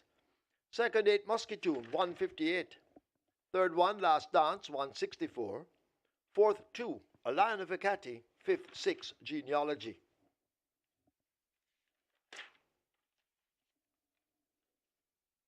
Exacta, 372. Quinella, 442. Trifecta, 648. Superfecta, 676. 90 high fives, 1,859. Splits, 24-1, 48-4, 117. They raced 6.5 furlongs in 124.3. The margins are half by a short head.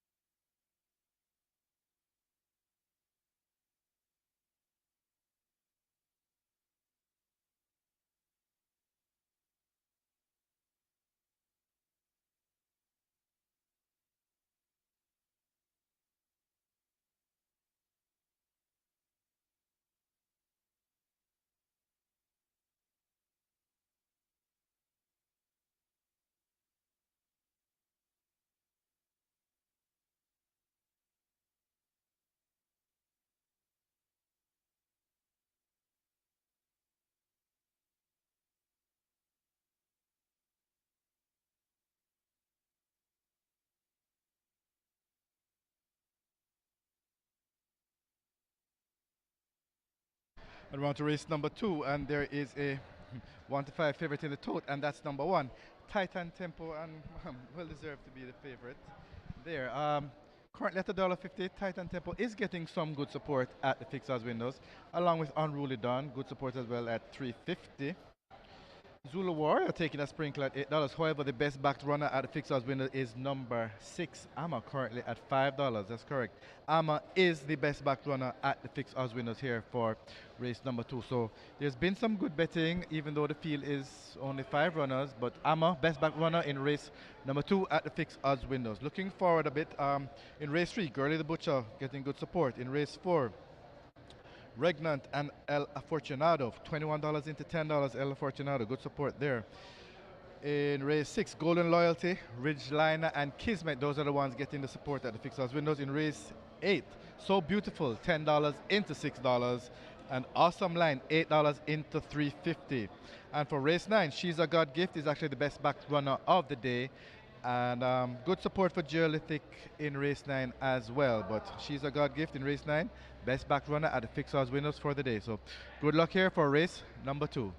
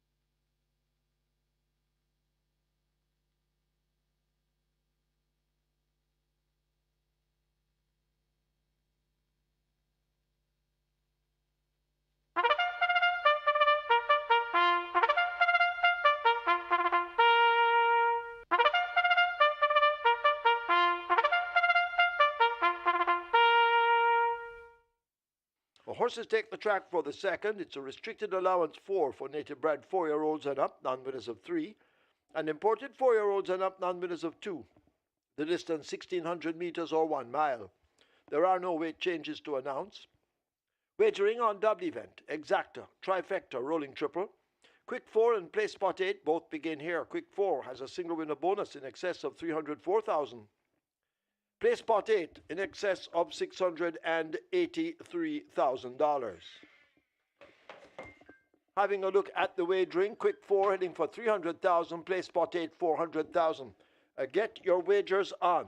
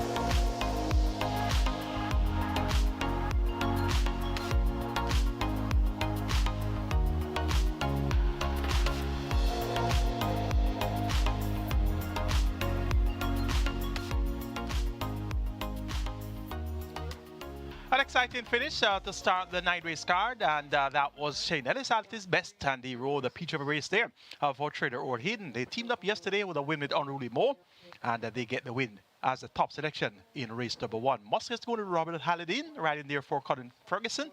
As I said, they both had a win yesterday, and it was likely to be a matchup between Old Hayden and Colin Ferguson to start the day, and they were very close by each other there, Muscatoon and Drone Strike at the end, and Shane Ellis got the better of Robert Haldane in that final draft to the wire. The exact return, 372. The numbers I gave you were 12, 8, 13, and 2. And the race came back 12 from 8, 1. So you had the exacta, 372, and you also had the Quadella, 442. Live ticket count on the regular 6 on mandatory payout day. A high live ticket count, 5,309. So everybody started off on the regular 6 today. Every man and his dog has a live regular 6 ticket. 26.6 million plus in that dead pool. And 386 tickets have started off on the catch 9 with 353,000 plus in that net pool. It's time for play spot 8 and quick 4. Small field of 5, given the scratch of number 5, Oil Machine. Let's take a look at race 2. Top selection is going to be number 1, Titan Tempo. Robert Hardball Hallidine in the saddle for Trader Feliciano D. And Titan Tempo won by a wide gap last time out, and that suggests that he's on the upgrade and he should be able to get the job done at the level above, which now is non-winners of 3, 4 years up, and importees nuns of 2. 1 to 5 for Titan Tempo. Cutting back from 9.25 to a mile. He should get the job done once again. Unruly Don. Shane Ellis for Oral Hayden. They're looking for the early double. 4 by 2 and 3 quarter in his last time out to Magnificent Force, Midnight Flight, and Princess Somali going 5.5 furlongs. Gets 2.5 furlongs longer to travel. His last win came at 7.5 furlongs in 136 flat, beating Provident and Lucy in the Sky. And he won on debut, going 6 furlongs in 117.2, beating Affair and Racola. Has caught the pace of this level, and with the Canterman riding so well, Unruly Don could very well oblige Number 2, Brenda Boy gets 6 to 1. Champion jockey Ryder Showman, aka Sneaky Fox, riding for Victor Williams and D.S. Taylor and Associates. Throw crinkle last time out, that can be excused. 1 over 9 furlongs, 3 starts about beating Kane and Melody and Provident. Look for a decent run here from Brenda Boy at 6 to 1. Ama gets support at odds of 9 to 2. Ismael Velasquez riding for Peter Dunbasard. Down the track, her last 3 outings, but looked well and has pace, and pace makes the race. So at 9 to 2, look for the place effort here from Ama and Zulu Warrior, the other runner, to complete the lineup. Number 4 is at 6 to 1. Tevin Foster for Howard Bailey. Blinkers taken off. Trip now increased from 7 furlongs to 8 furlongs. Zulu Warrior should also be a prominent factor throughout. Small field of 5, but quite competitive, though we have a 1 to 5 favorite on the board. Going for Titan Tempo, number 1, to get the better of number 3, Unruly Dawn. Then 2, Brenda Boy. And 6, Ma. Quick 4 pool, 350,000. Play solid pool is at 500,000. Best of luck.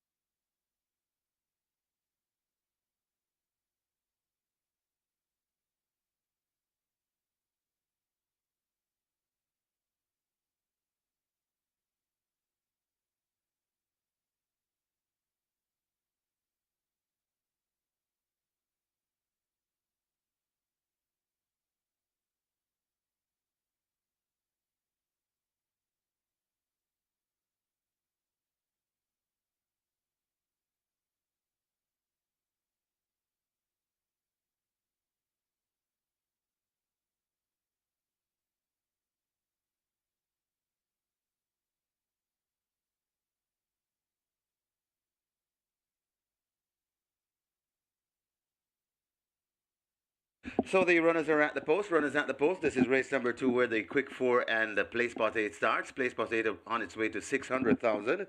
Got a jackpot bonus on the play spot 8. Approaching the jackpot bonus in excess 683,000, and the quick 4 jackpot bonus in excess 300,000. So quick 4 approaching 400,000, and the play spot 8 on its way to 600,000. Get your bets on.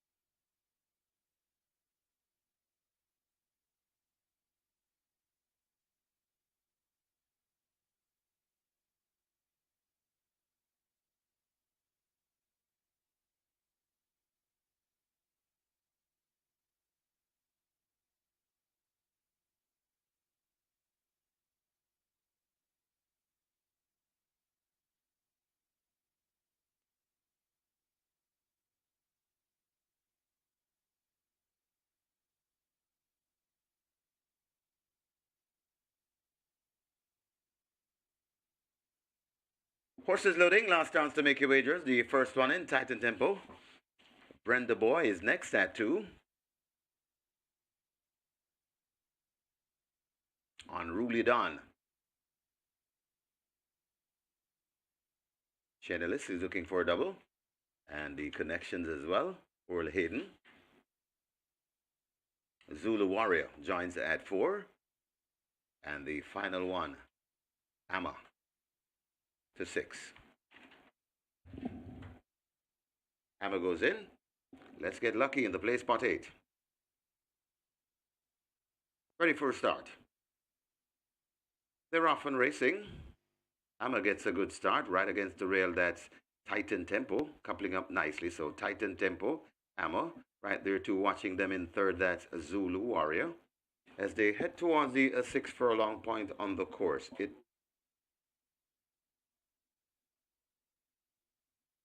sharing that lead. Titan Tempo passing the 6, just the leader from Ammer just on the outside. They're 3 lengths away before we come to Unruly Dawn.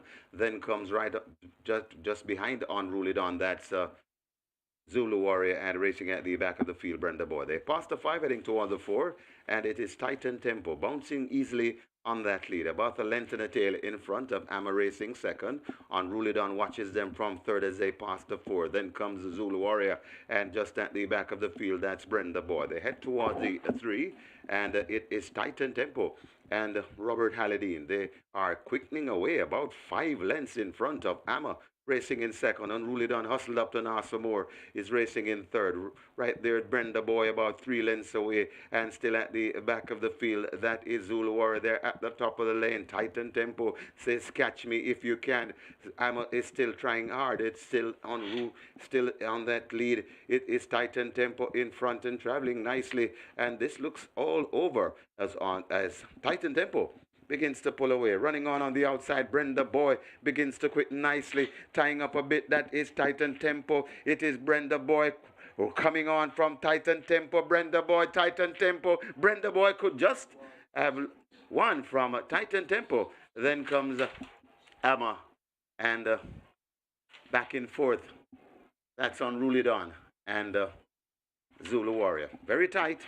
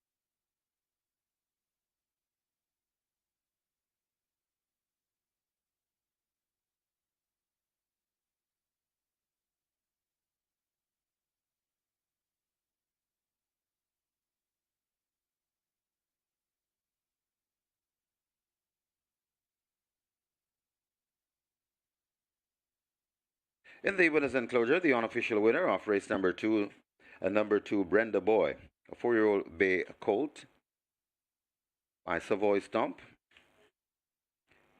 Delightful Brenda by Stormcraft. Bred Desmond Lewis, owned DSTL and Associates. Trainer Victor Williams, the winning rider, the champion jockey, Sneaky Fox, Radish Roman. The groom, Anthony Blair. Second, number 1, Titan Tempo. A third, number 6, Amma. And a fourth, number 4, Zulu Warrior. Final time for 8 furlongs, 1 mile, 140 and a 2.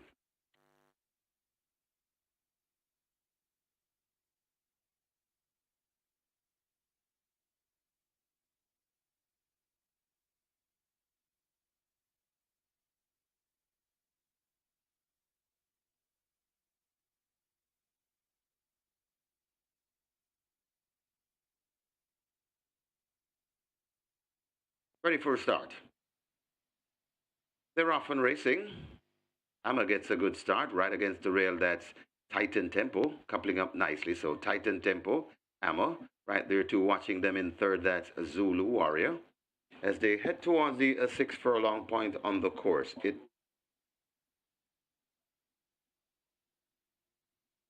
sharing that lead. Titan Tempo passing the 6, just the leader from Ammer just on the outside. They're 3 lengths away before we come to Unruly Dawn.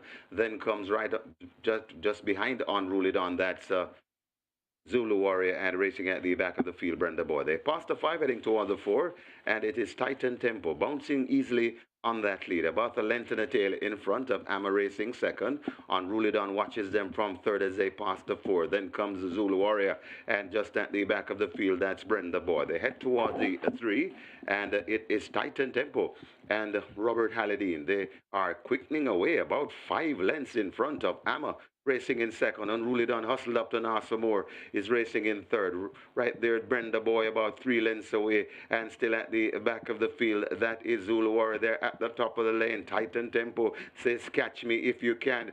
Amma is still trying hard. It's still on that lead. It is Titan Tempo in front and traveling nicely, and this looks all over as Titan Tempo begins to pull away. Running on the outside, Brenda Boy begins to quit nicely, tying up a bit. That is Titan Tempo. It is Brenda Boy coming on from Titan Tempo. Brenda Boy, Titan Tempo. Brenda Boy could just have won from Titan Tempo. Then comes Amma, and back and forth. That's Unruly Dawn and Zulu Warrior.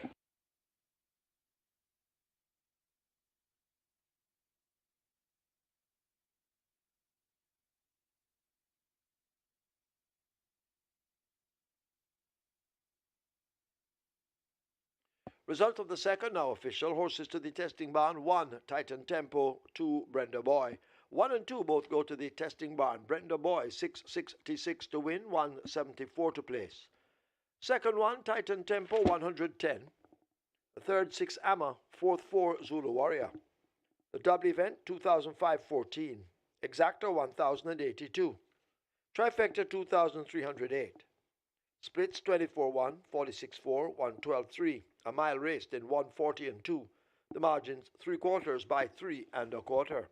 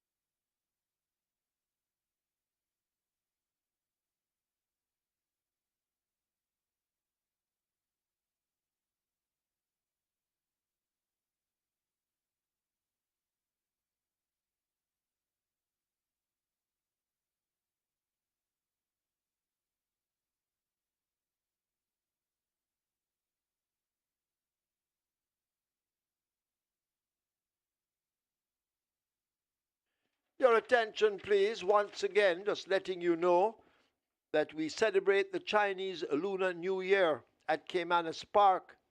It's the year of the snake. And this, of course, will be Saturday, February 1st. First post, 12 p.m. Dress code, lucky red. Prizes and surprises are in store for you. Gong Yi, Fat Joy.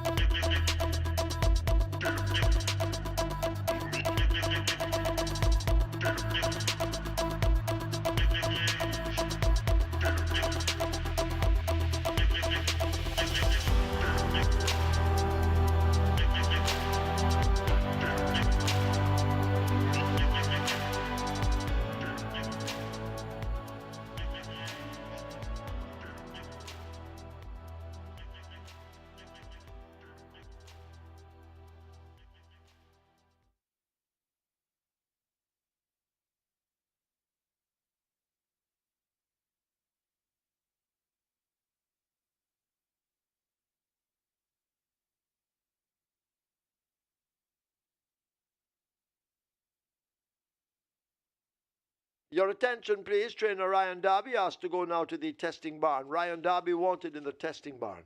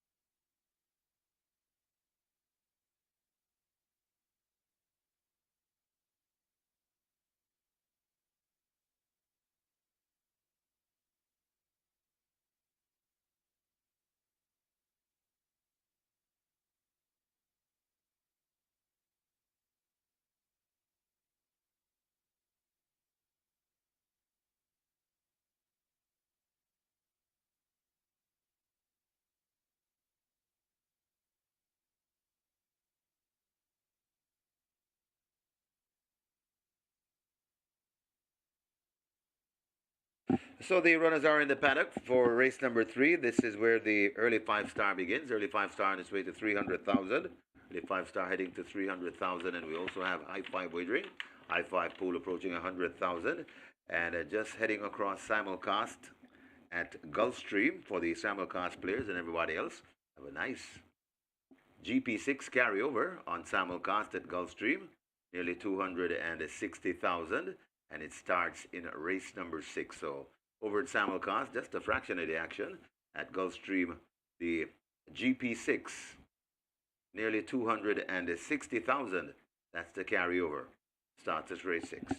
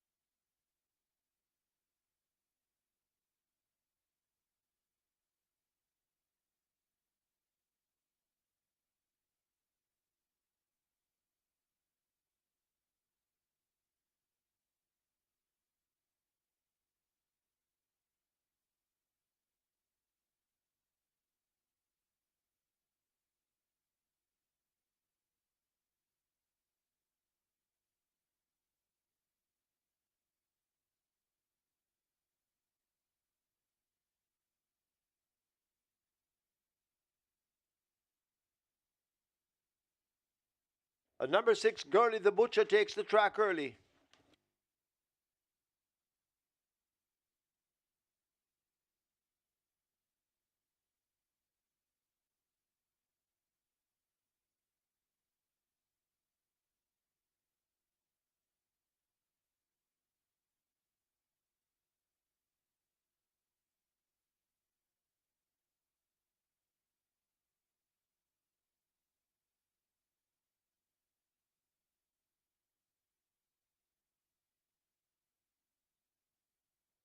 We're on to race number 3 here, and number 1, Linstead Market, currently at 380, and Linstead Market is the best back runner at the fixed odds window. Currently 5-2 in the tote. That is about the second favorite, with the favorite being number 7, Papidon at 4-5. Papidon is well supported here, but as I mentioned, Linstead Market is the best backed runner at the fixed odds window. Good support also for number 6, Girly the Butcher, currently at 420, Papedon 225. Those are the ones.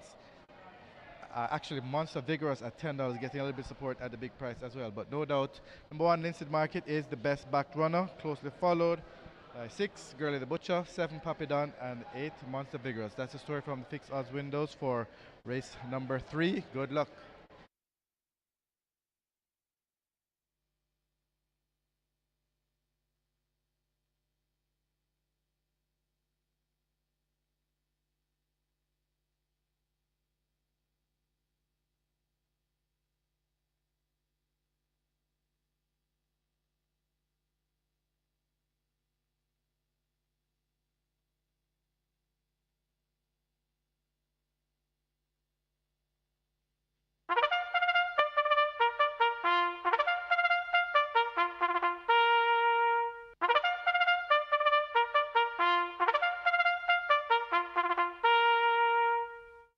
Horses take the track for the third.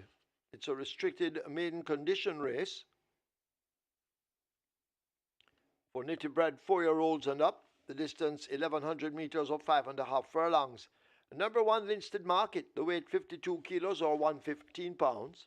Number 3, Lord Espo, 51 or 112. 4, Noble Sovereign, 53 or 117. 6, Girly the Butcher, 52 or 115. 8, Monster Vigorous, 51.5 or 114. 9, Battered and Covid, 52 or 115. Wagering on double event, Exacta, Quinella, Trifecta, Superfecta, High Five, Rolling Triple. The early 5-star begins here. Single winner jackpot in excess $219,000. Early 5-star on its way to $400,000. Rolling Triple $300,000. Get your wagers on.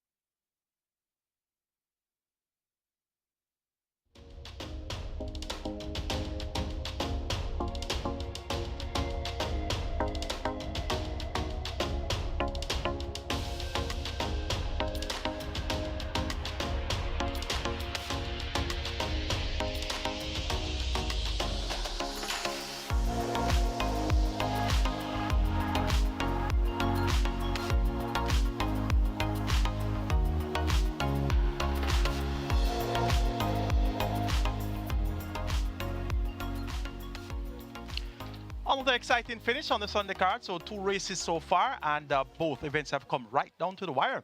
And that's champion jockey Rather Sneaky Fox Roman catching up with Robert Hardball Haladin inside the final half of furlong. Titan Tempo looked all over winner, turning for home past the furlong pole with a clear lead. But here came Brenda Boyd with the reigning champion, getting up in the nick of time to get the job done. So nice introduction there. Mr. Haladin, please meet Mr. Roman. And in turn, yes, Mr. Roman, nice introduction there to Mr. Haladin. I suspect that they're going to be meeting each other several times before the season is over.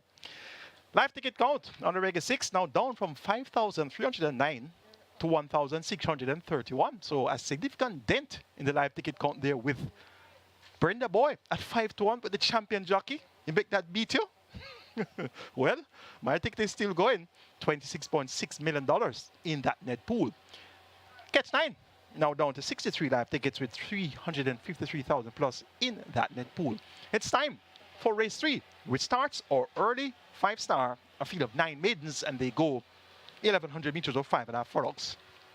It's a restricted maiden condition race for horses who have not earned 280,000 lifetime.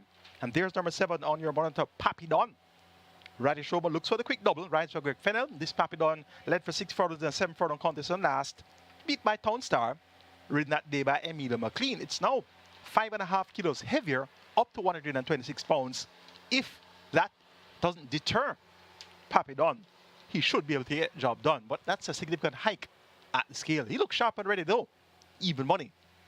The top choice is Papidon. Big Pop with Robert Halidine. Could we have another Robert Halidine Radish Roman finish here? Well, Big Pop last time out went up at even money. 5th by 11 lengths, beaten out of sight to Fort Halidine as the even money strong second favorite. Fort Halliday went up at 45, 1 and 104 flat, a slow time for 5 rounds, so not much in terms of great recommendation there for Big Pop, but he has scope to improve. He's only raced 4 times, and 2 Sergeant Tobacco second by just a nose to Rapida over 4 4 on straight, so we're going to keep Big Pop on the right side. And number 6 is Girl of the Butcher, gets 4 to 1. Last time out, she showed up for a long way, going 5 round. Second by length and a quarter and a half mile, third by 2 and a quarter pole, then weakened 5th by 6 tenths. The Military Light, later South Suda and Linstead Market. Blinkers off, tongue tie now fitted, and the 6 on again. Lars Allen maintains the mount for trainer Arden Rambale Jr. and owner breeder Oliver Gray, aka Bulla Gray. Girl of the Butcher now gets 9 to 2, and she looks likely to show further improvement. And number 4 is Noble Sovereign, 23 to 1 the price. One of 2 entries on the barn of trainer Donovan Clark, aka DC, the other being Lord Espo, and they're both the longest shots on the board. Well, second and third longest shots on the board. 35 to 1 Lord Espo, 22 to 1 now for Noble Sovereign. British 6 picks up the mount aboard Noble Sovereign, blinkers off, tongue tie on. An encouraging effort should be forthcoming here from Noble Sovereign. Going for number 7, Pappy Don.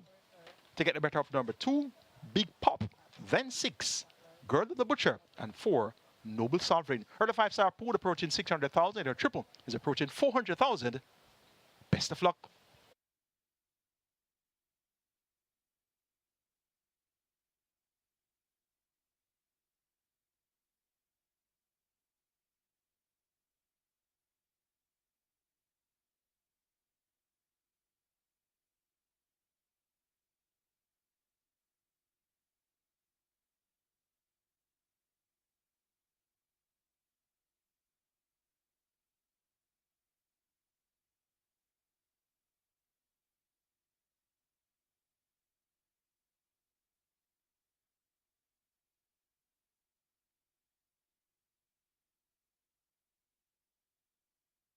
So the runners have arrived at the post. This is race number 3.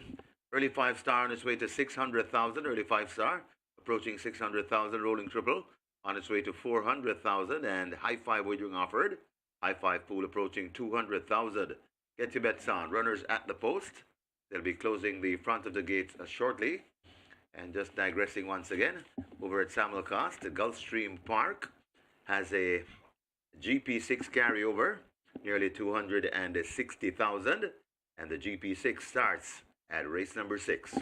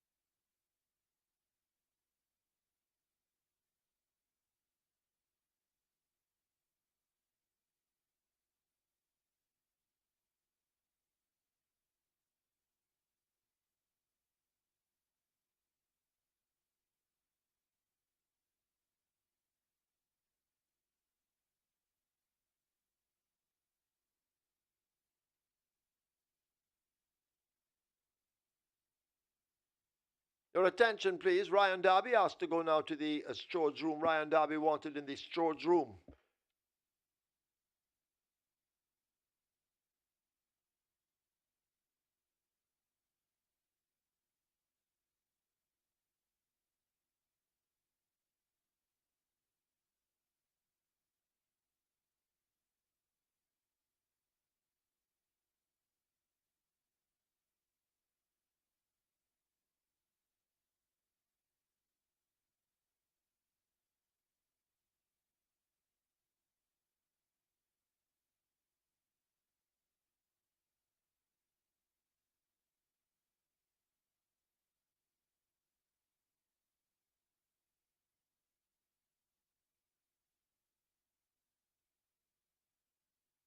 Horses loading. First one in, Big Pop at 2, part of the way in. A Girlie the Butcher they try with at 6. So they're trying with a Girlie the Butcher. As the early 5-star heads toward the 700,000 and the rolling triple 400,000. Rider off a Girlie the Butcher. That's Larry Salin. Girlie the Butcher is in. Up goes Allen. Lord Esper next at 3.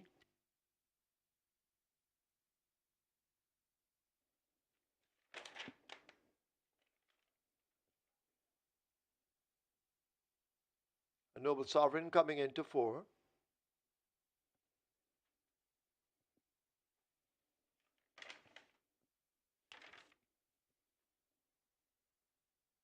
Bossy Girl will load at 5. Pappy Don, the favorite, will load at 7. Champion jock Radish Roman looking for a double on the card. Pappy Don goes in. 3 to load. Next one up, Monster Vigorous.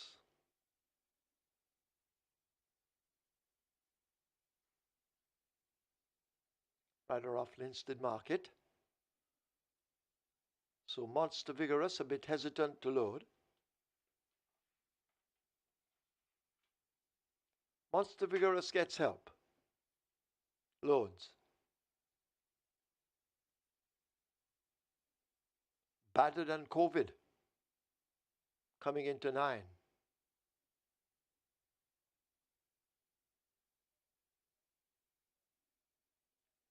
1 to load. Linstead Market. 2 to 1. Emilio McLean waits as Linstead Market is spun around, riderless.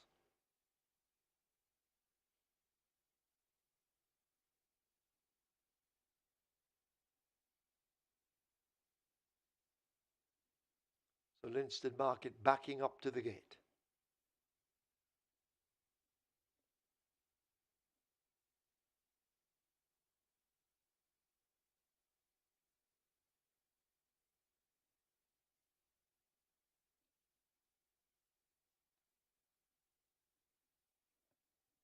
This, of course, gives you time to wager.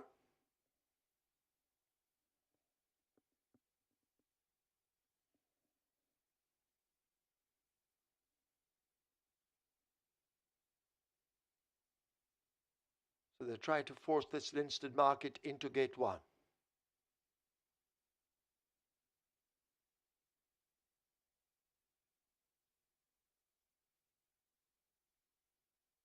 Linstead Market is in. Up goes McLean.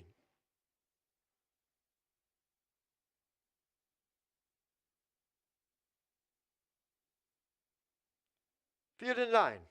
This is the third. The third of 9. They're ready. They're off. Fair start. Linstead Market, a big pop. They match strides early with Linstead Market leaving the 5 with that lead, putting on over a length on big pop chasing. Girlie the Butcher races on the outside. Bossy Girl just on her inside as the leaders arrive at the half mile. Lord Esper races up next. needing to find a lot along with the rest. Monster Vigorous on the outside. Bossy Girl dropping back through the field. Noble Sovereign overtaking a tiring Bossy Girl. There goes a Papidon. And Better Than COVID, not bad at all, is at the back of the field. They make their way flashing now inside the final 5/16th. A Linstead Market and a Big Pop continue their duel up front. Linstead Market positioned near the rail. Big Pop drifting out wide towards center course, but it is Linstead Market now beginning to open up inside the final 3/16th. Linstead Market is running away from this field. Big Pop has cried enough on the rail. That's Girly the Butcher, but it is a Linstead Market under the right-hand stick. Will arrive at the 16th pole. The rider neatly switches the stick to the left hand, and Linstead Market continues to provide the goods. Linstead Market and Emilio McLean win it. They win it by maybe 6 or 7 over Papidon. Then Girly the Butcher, close between Noble Sovereign and Monster Vigorous.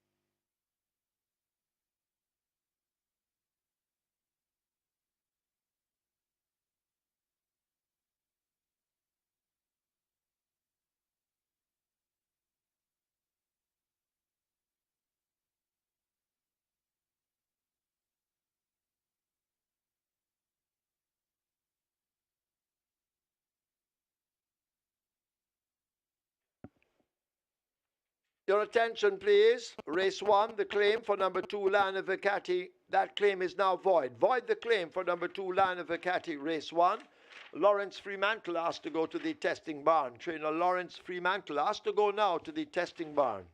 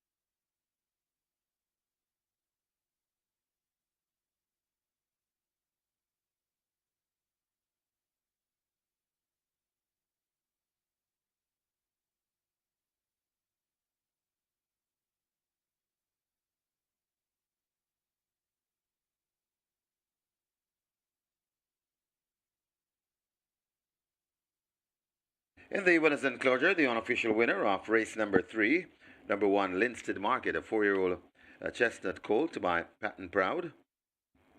Royal Beauty by Royal Minister, bred Horace Chaplin and Glenroy Edwards. Own Weir Family, trained Gary Sobrati, and a nice ride from Emilio McLean. The groom, Adam Beckford, second. A number 7, Pappy Don. A third, number 6, Girly the Butcher. Fourth, a number 4, Noble Sovereign. And a fifth, number 8, Monster Vigorous. Final time for 5.5 furlongs, 1:10 and 2.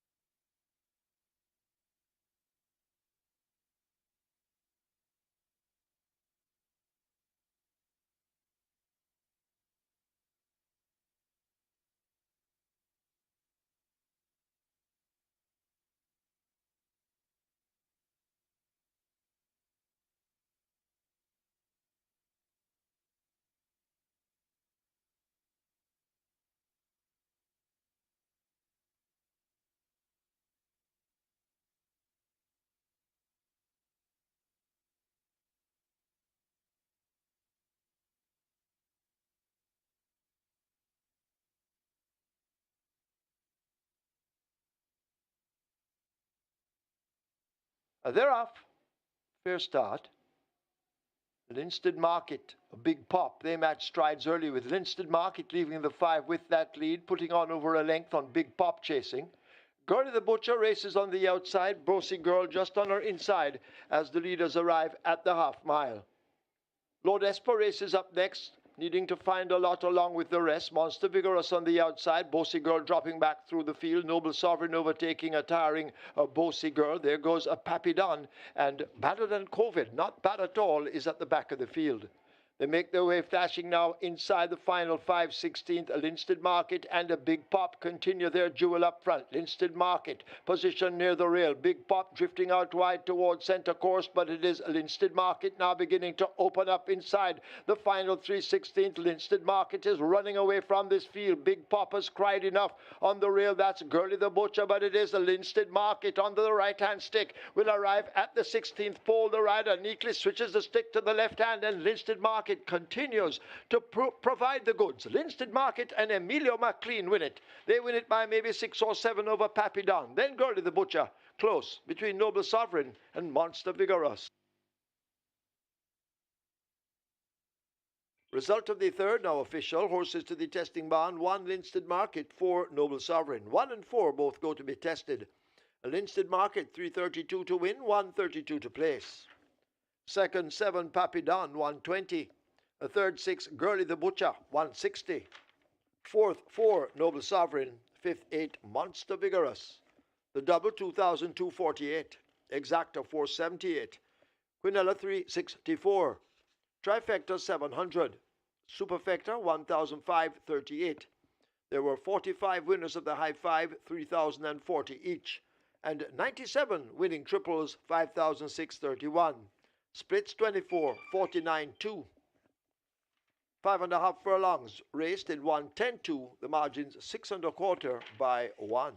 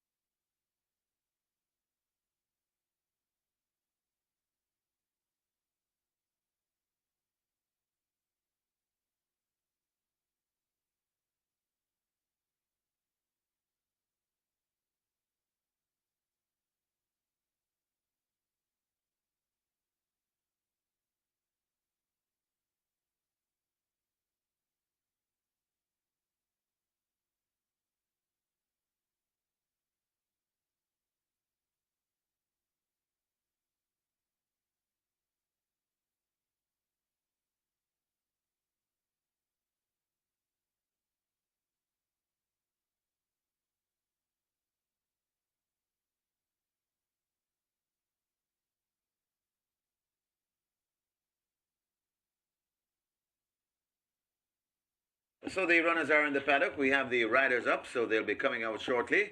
This is the Twilight Six. And if for any reason you got knocked out of the Reggae Six, this is a chance to get right back in the game. Twilight Six approaching $5 million. Rolling triple on its way to 300,000. We have high five wagering offered here. And race number 4 just run at Gulfstream Park. So just reminding you once again, we have a very nice GP6 carryover at Gulfstream Park on our simulcast schedule. And the carryover in excess or just under 260,000. Get your bets on as the Twilight Six pool approaches $5 million. Runners are on their way out.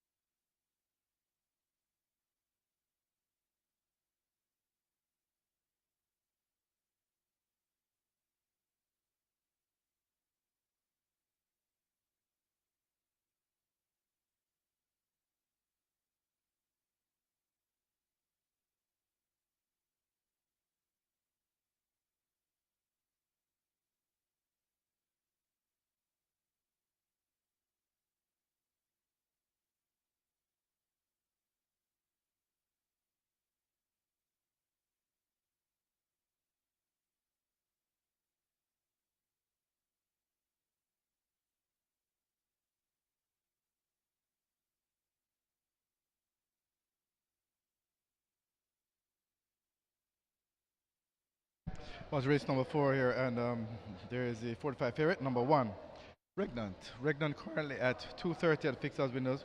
Very good support for Regnant, but there's also very good support for a couple of others as well. How about number 4, Emperor of the Cats, currently at 270, although the price is higher than Regnant, but Emperor of the Cats is actually the better back runner at the fixed odds window. So Emperor of the Cats, best back runner, closely followed by Regnant, and number 6, Traveler's Lodge at $4. Very good support for that one as well, along with number 7, El Afortunado at $6. But although it is close in terms of the sales between Regnant, Emperor of the Cats, and Alexa's Lodge, it is Emperor of the Cats who is actually selling the most tickets, currently at 270, then Regnant and Alexa's Lodge, and that's how it's going here at the fixed odds winners for race number 4. Those are the 3 main ones that are being bet, and then to a lesser extent, number 7, El Afortunado at $6. So it's Emperor of the Cats, best back runner for race number 4 at the fixed odds windows. Good luck.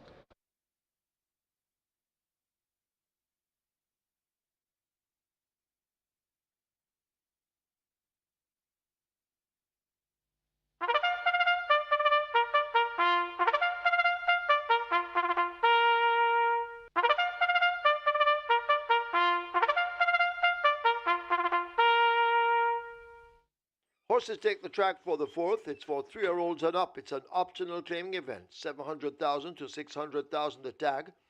Also 6-year-olds and up, non-winners of 4. And imported 6-year-olds and up, non-winners of 3. The distance 1,000 meters or 5 furlongs round. A number 3 Legal Bomb, 53 kilos or 117 pounds.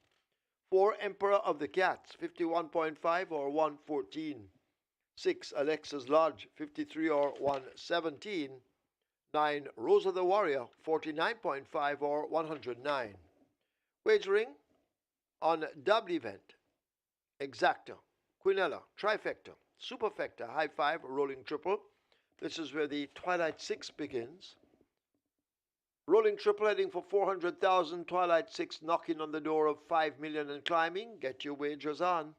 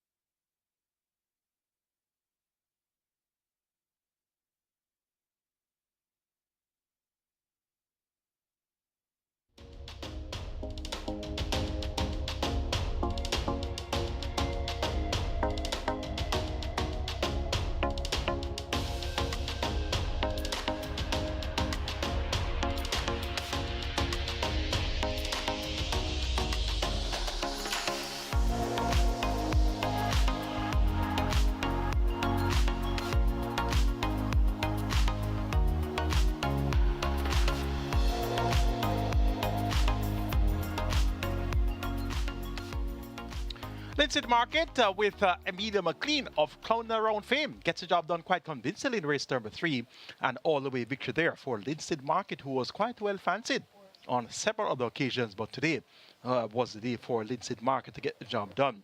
Second in the event went to Papillon. That one hiked at the scale and proved to be his undoing. Came from up the pace. Strong finish for second, completed exacta, which returned 478. The Quinana Plus is a must. $364 in dividends there. Lab ticket count on the regular 6 now down to 765. So though at 2-1, that was somewhat of a mild upset win for Linseed Market. 26.6 million in the net pool there for the regular 6 on mandatory period day. 25 tickets are still alive on the catch time with 353,000 plus in that net pool. It's now time to shift our focus to the Twilight 6, minimum guaranteed pay of 3.5 million. And if you're still traveling on the regular 6, best of luck with 3 legs remaining. Let's take a look at race 4. Top selection goes to the ball Regnant. Paul Francis ride for Henry Harrison Jr. and owner Michael Pro. This one steps down in class, raced at the middle last time out.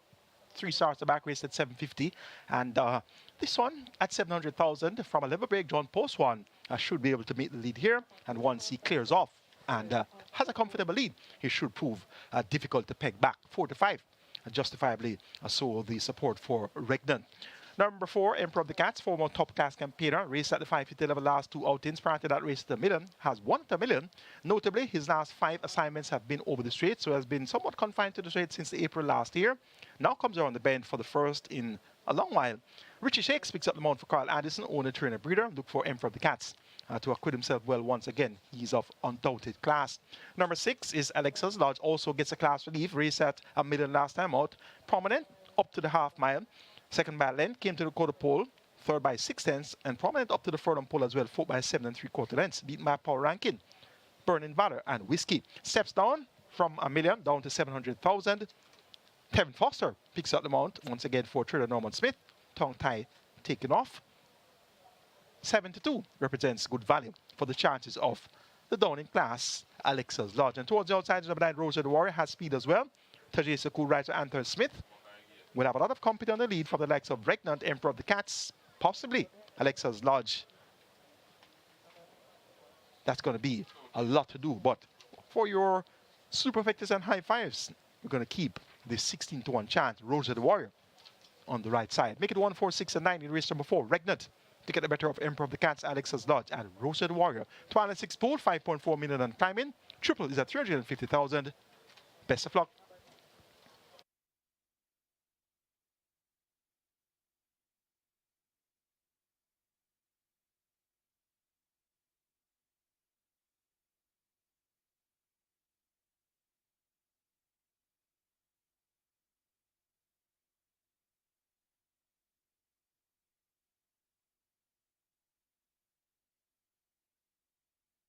So the runners are heading to post. Runners heading to post, and the Twilight 6 heading to $6 million.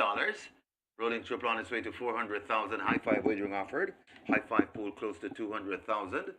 So get your bets on here in race number 4 at Caymanas Park. And just saw the live ticket count. So we know that many of you fell by the wayside. This is a chance to get right back in the game. If you're still alive in the Reggae 6, why not take down the 2 pick 6s? Get your bets on. Runners heading to post.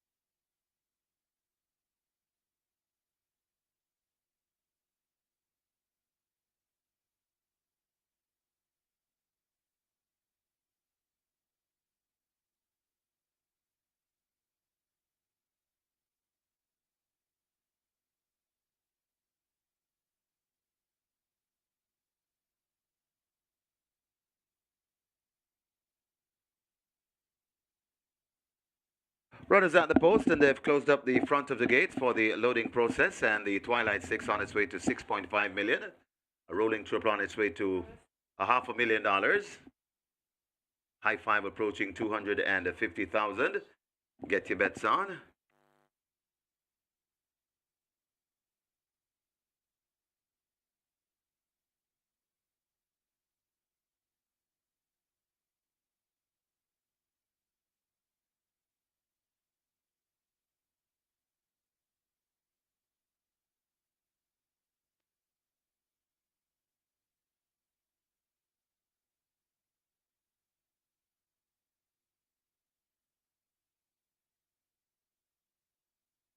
So the Twilight 6 on its way to $6.5 million.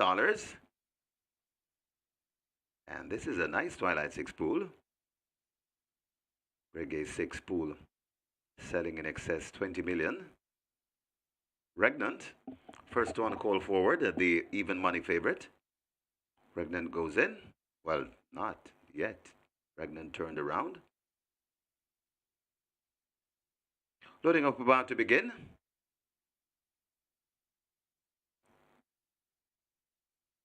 Front of the gates are closed. Nice looking Regnant, even money.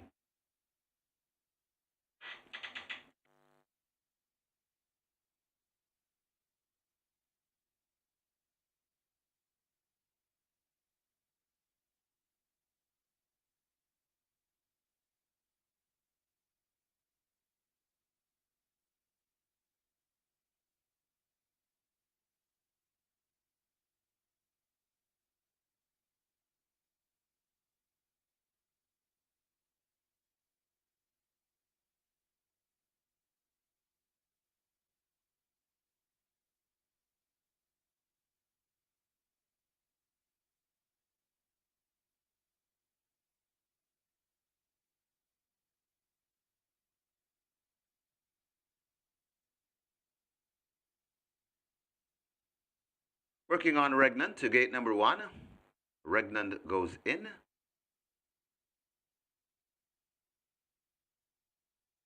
Paul Francis D. Ryder, you'll climb aboard shortly. So horses loading. A little grovey thing. Heads to gate 2.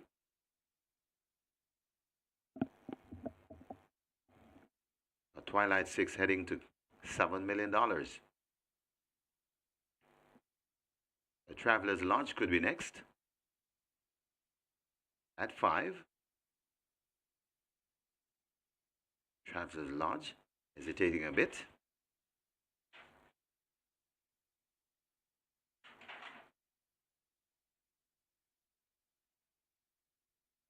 Working on the Traveler's Lodge to gate number 5. Traveler's Lodge goes in. Yellow Fortunato is next at 7. Yellow Fortunato goes in. A Legal Bomb could be next. Ryder comes down from Legal Bomb. That's Eric Horton.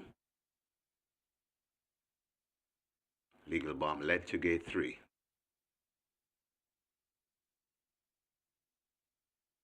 Legal Bomb hesitates. Forced into gate 3. Hard-working starter's assistance. Legal Bomb goes in. Horton climbs aboard. Alexa's Lodge. Heads to gate 6. Alexa's Lodge goes in. Stormer come to gate 8. Rosa the Warrior. In at 9. Want to load Emperor of the Cats to gate 4. 5 furlongs round the trip. Ready for a start from Dwayne Timmo.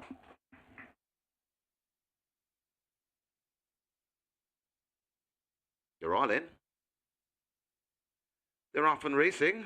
Regnant takes pole position 1 and goes for that lead. It's Regnant in front. of Alexa's Lodge rushing down on the outside. There goes Stormacom, who has speed too. Then comes Rother the Warrior as they go past the 4 and head towards the 3. Regnant mixing it up with Alexa's Lodge right there too. That is a Stormacom. Regnant still in front, passing the 3, just in front of rushing down on the outside. That's Stormacom. Alexa's Lodge watches them from 3rd. Then comes Rother the Warrior right there on the rail. That is Little Grove thing there at the top of the lane. Regnant still in front and traveling powerfully. Still there. Alexa's Lodge hounding all the time. It's Regnant and Paul Francis trying to take this one home. They're coming to the furlong pole. Regnant still in front. Alexa's Lodge still fighting on, but Regnant begins to sprint away. Coming out on the outside. That is a Emperor of the Cats, Regnant in front, and Regnant never looked in danger. Regnant by about 4 lengths. Got tight for 2nd, Little Grove thing and Alexa's Lodge going by. Then comes Emperor of the Cats back in 5th. That's Rosa the Warrior.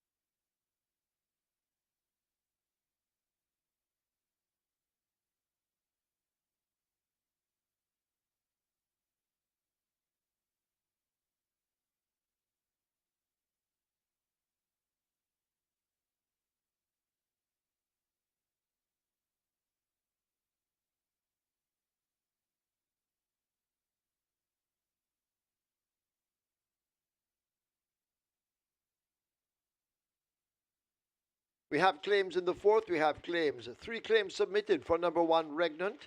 Rowan Matthew claims Regnant for himself. Number 1, Regnant claimed by Rowan Matthew for himself. 2 claims submitted for number 6, Alexa's Lodge. O'Neill Markland for himself. O'Neill Markland claims 6, Alexa's Lodge. 1 claim submitted for number 9, Rosa the Warrior. Alden Francis for Mr. Sam. Alden Francis claims Rosa the Warrior for Mr. Sam.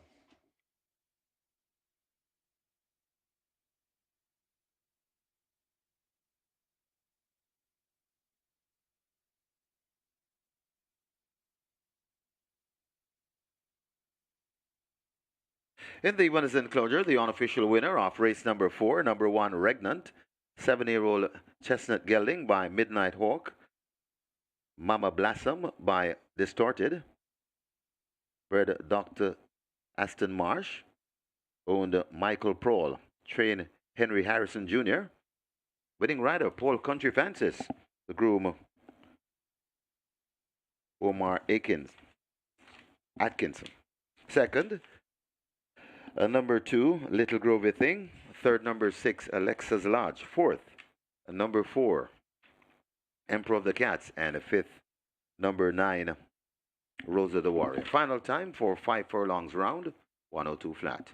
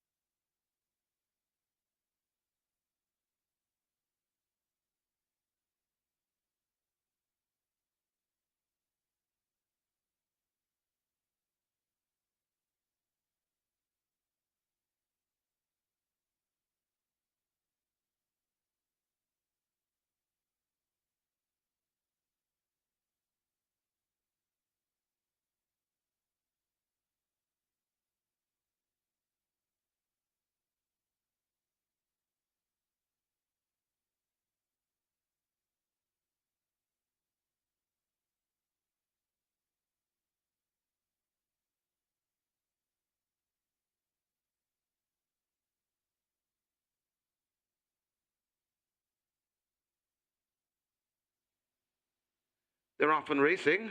Regnant takes pole position one and goes for that lead. It's Regnant in front of Alexa's Lodge rushing down on the outside. There goes Stormacom, who has speed too. Then comes Rother the Warrior as they go past D4 and head towards the 3. Regnant mixing it up with Alexa's Lodge right there too. That is a Stormacom. Regnant still in front, passing the 3, just in front of rushing down on the outside. That's Stormacom. Alexa's Lodge watches them from third. Then comes Rother the Warrior right there on the rail.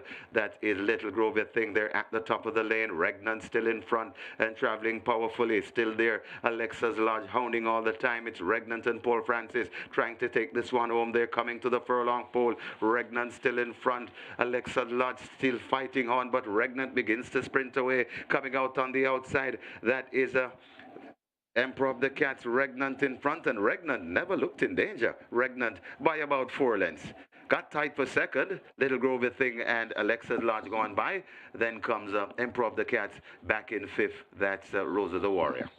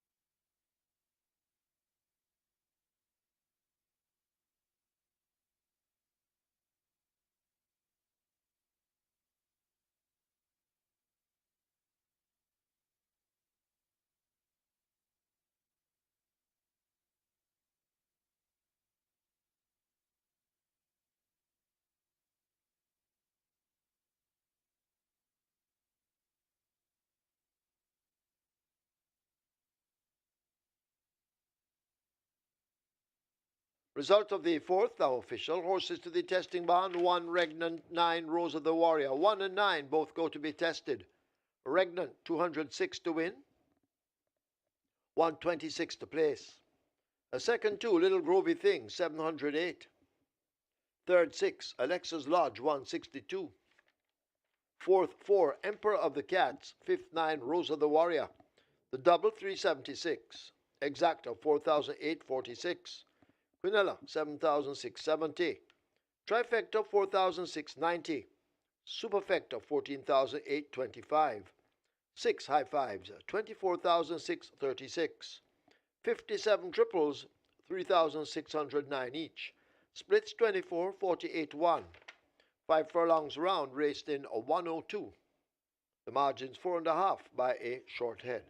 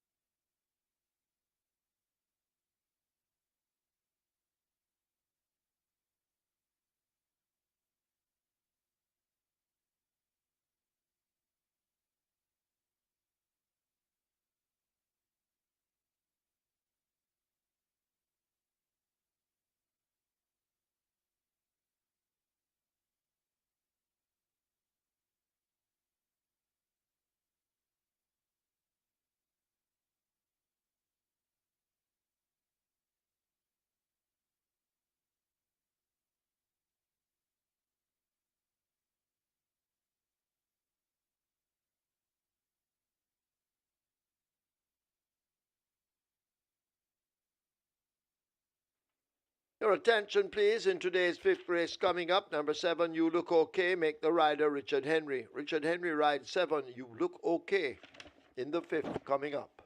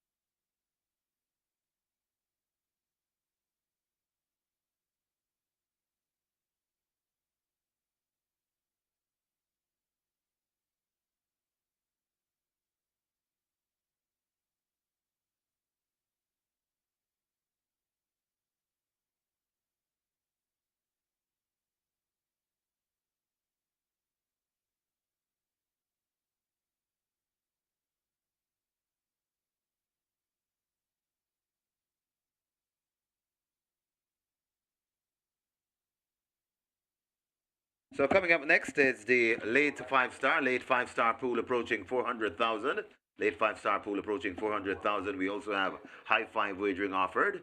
The rolling triple approaching 250,000, and over at Gulfstream Park, just about 11 minutes to wager the Super 6 at Gulfstream, and the Super 6 pool that's approaching 450,000. Super 6 pool Gulfstream approaching 450,000, and we still have double digits in terms of minutes to post.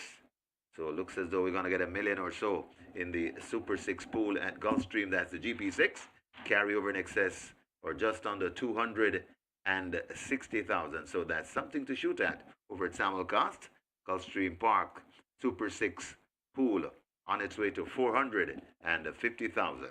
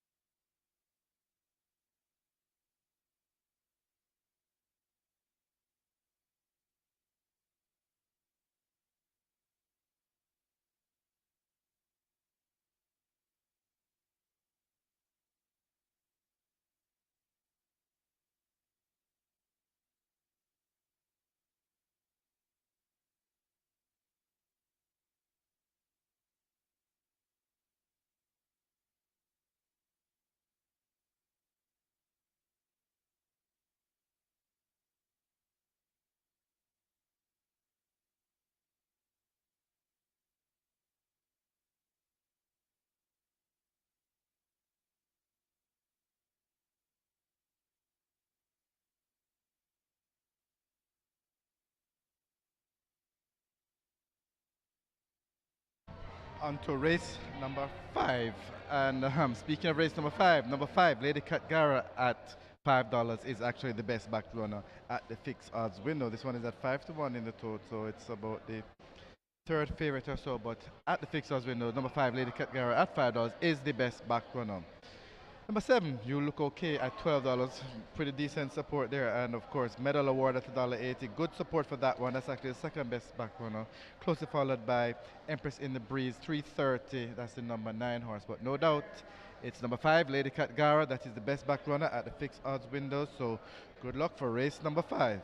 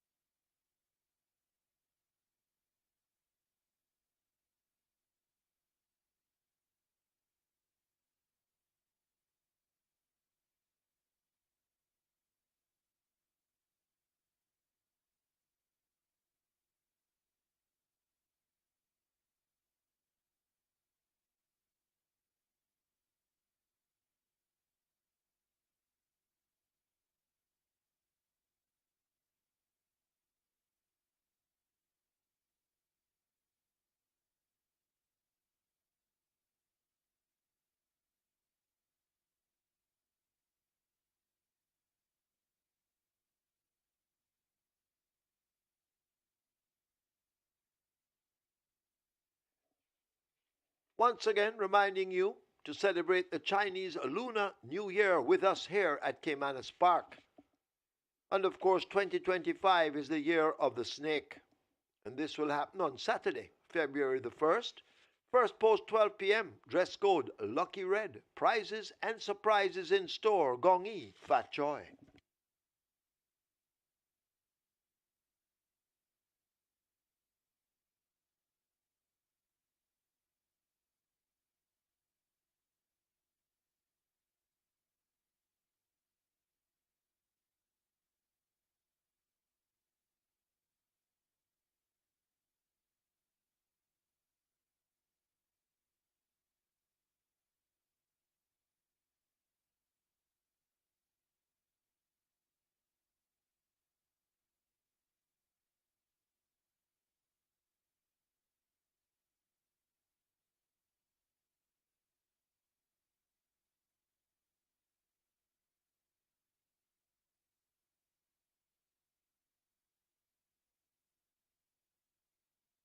So an update on the Super 6, the GP6 at Gulfstream. It's now approaching 600,000.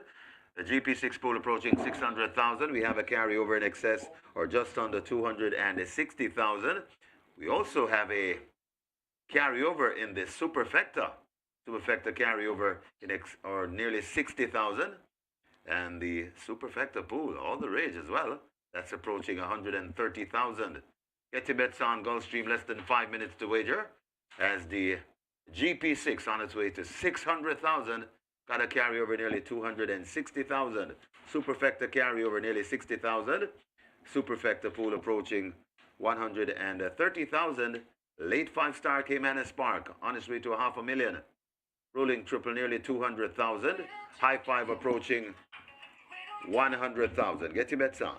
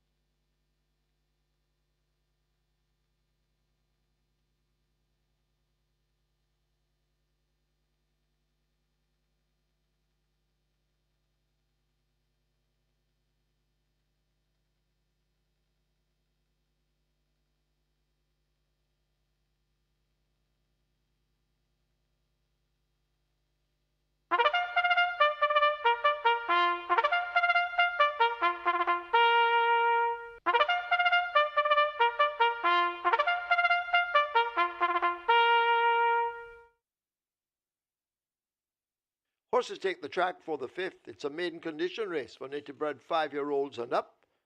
The distance 800 meters or 4 furlongs straight. Number 1, Blinding Light, make the weight 51.5 kilos or 114 pounds.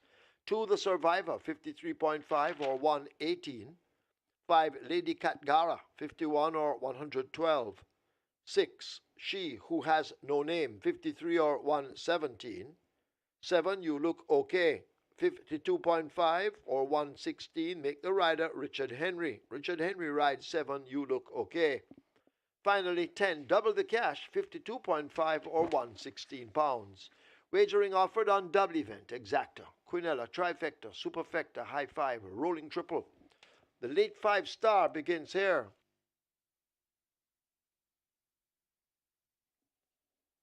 A late 5-star heading for 700,000 and the rolling triple heading for 300,000. High five on its way to $150,000. Get your wagers on. Runners will make their way to post.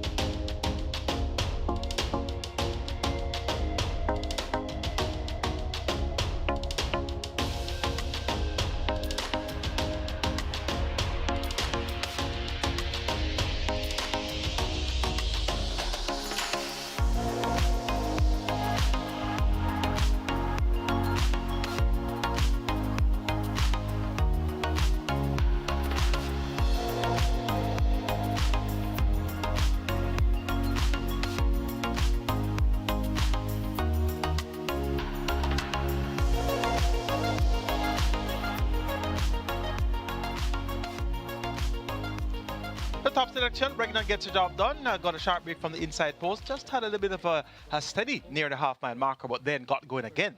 And it was all over by the shouting. Paul Francis riding there for Henry Harrison Jr. and owner Michael Prawl. Bregnan down in class. Drops and pops, so to speak. Runner-up was an outsider. There you go with thing. Exact return 4,846 for the favorite on top of a long shot. And again 4,846 for the exacta. The Quinella Plus is about 7,670. So favorite at even money gets a bit of a long shot. And look at the exacta and Quinella. Live ticket count on the regular 6 on mandatory payout day. 692 with 26.6 million plus in that net pool. Live ticket count on the catch time.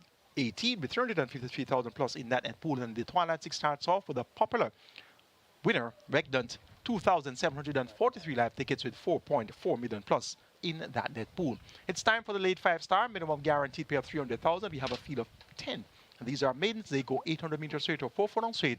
It's a maiden condition race for 5 years and up with a purse of 700,000 up for grabs. Top choice is going to be number 9. Empress in the Breeze, Shane the Canterman Edis, a.k.a. Rocco, the jockey from Purple Island, riding for trainer Edward Stanberry and owner breeder Winston Ratchie.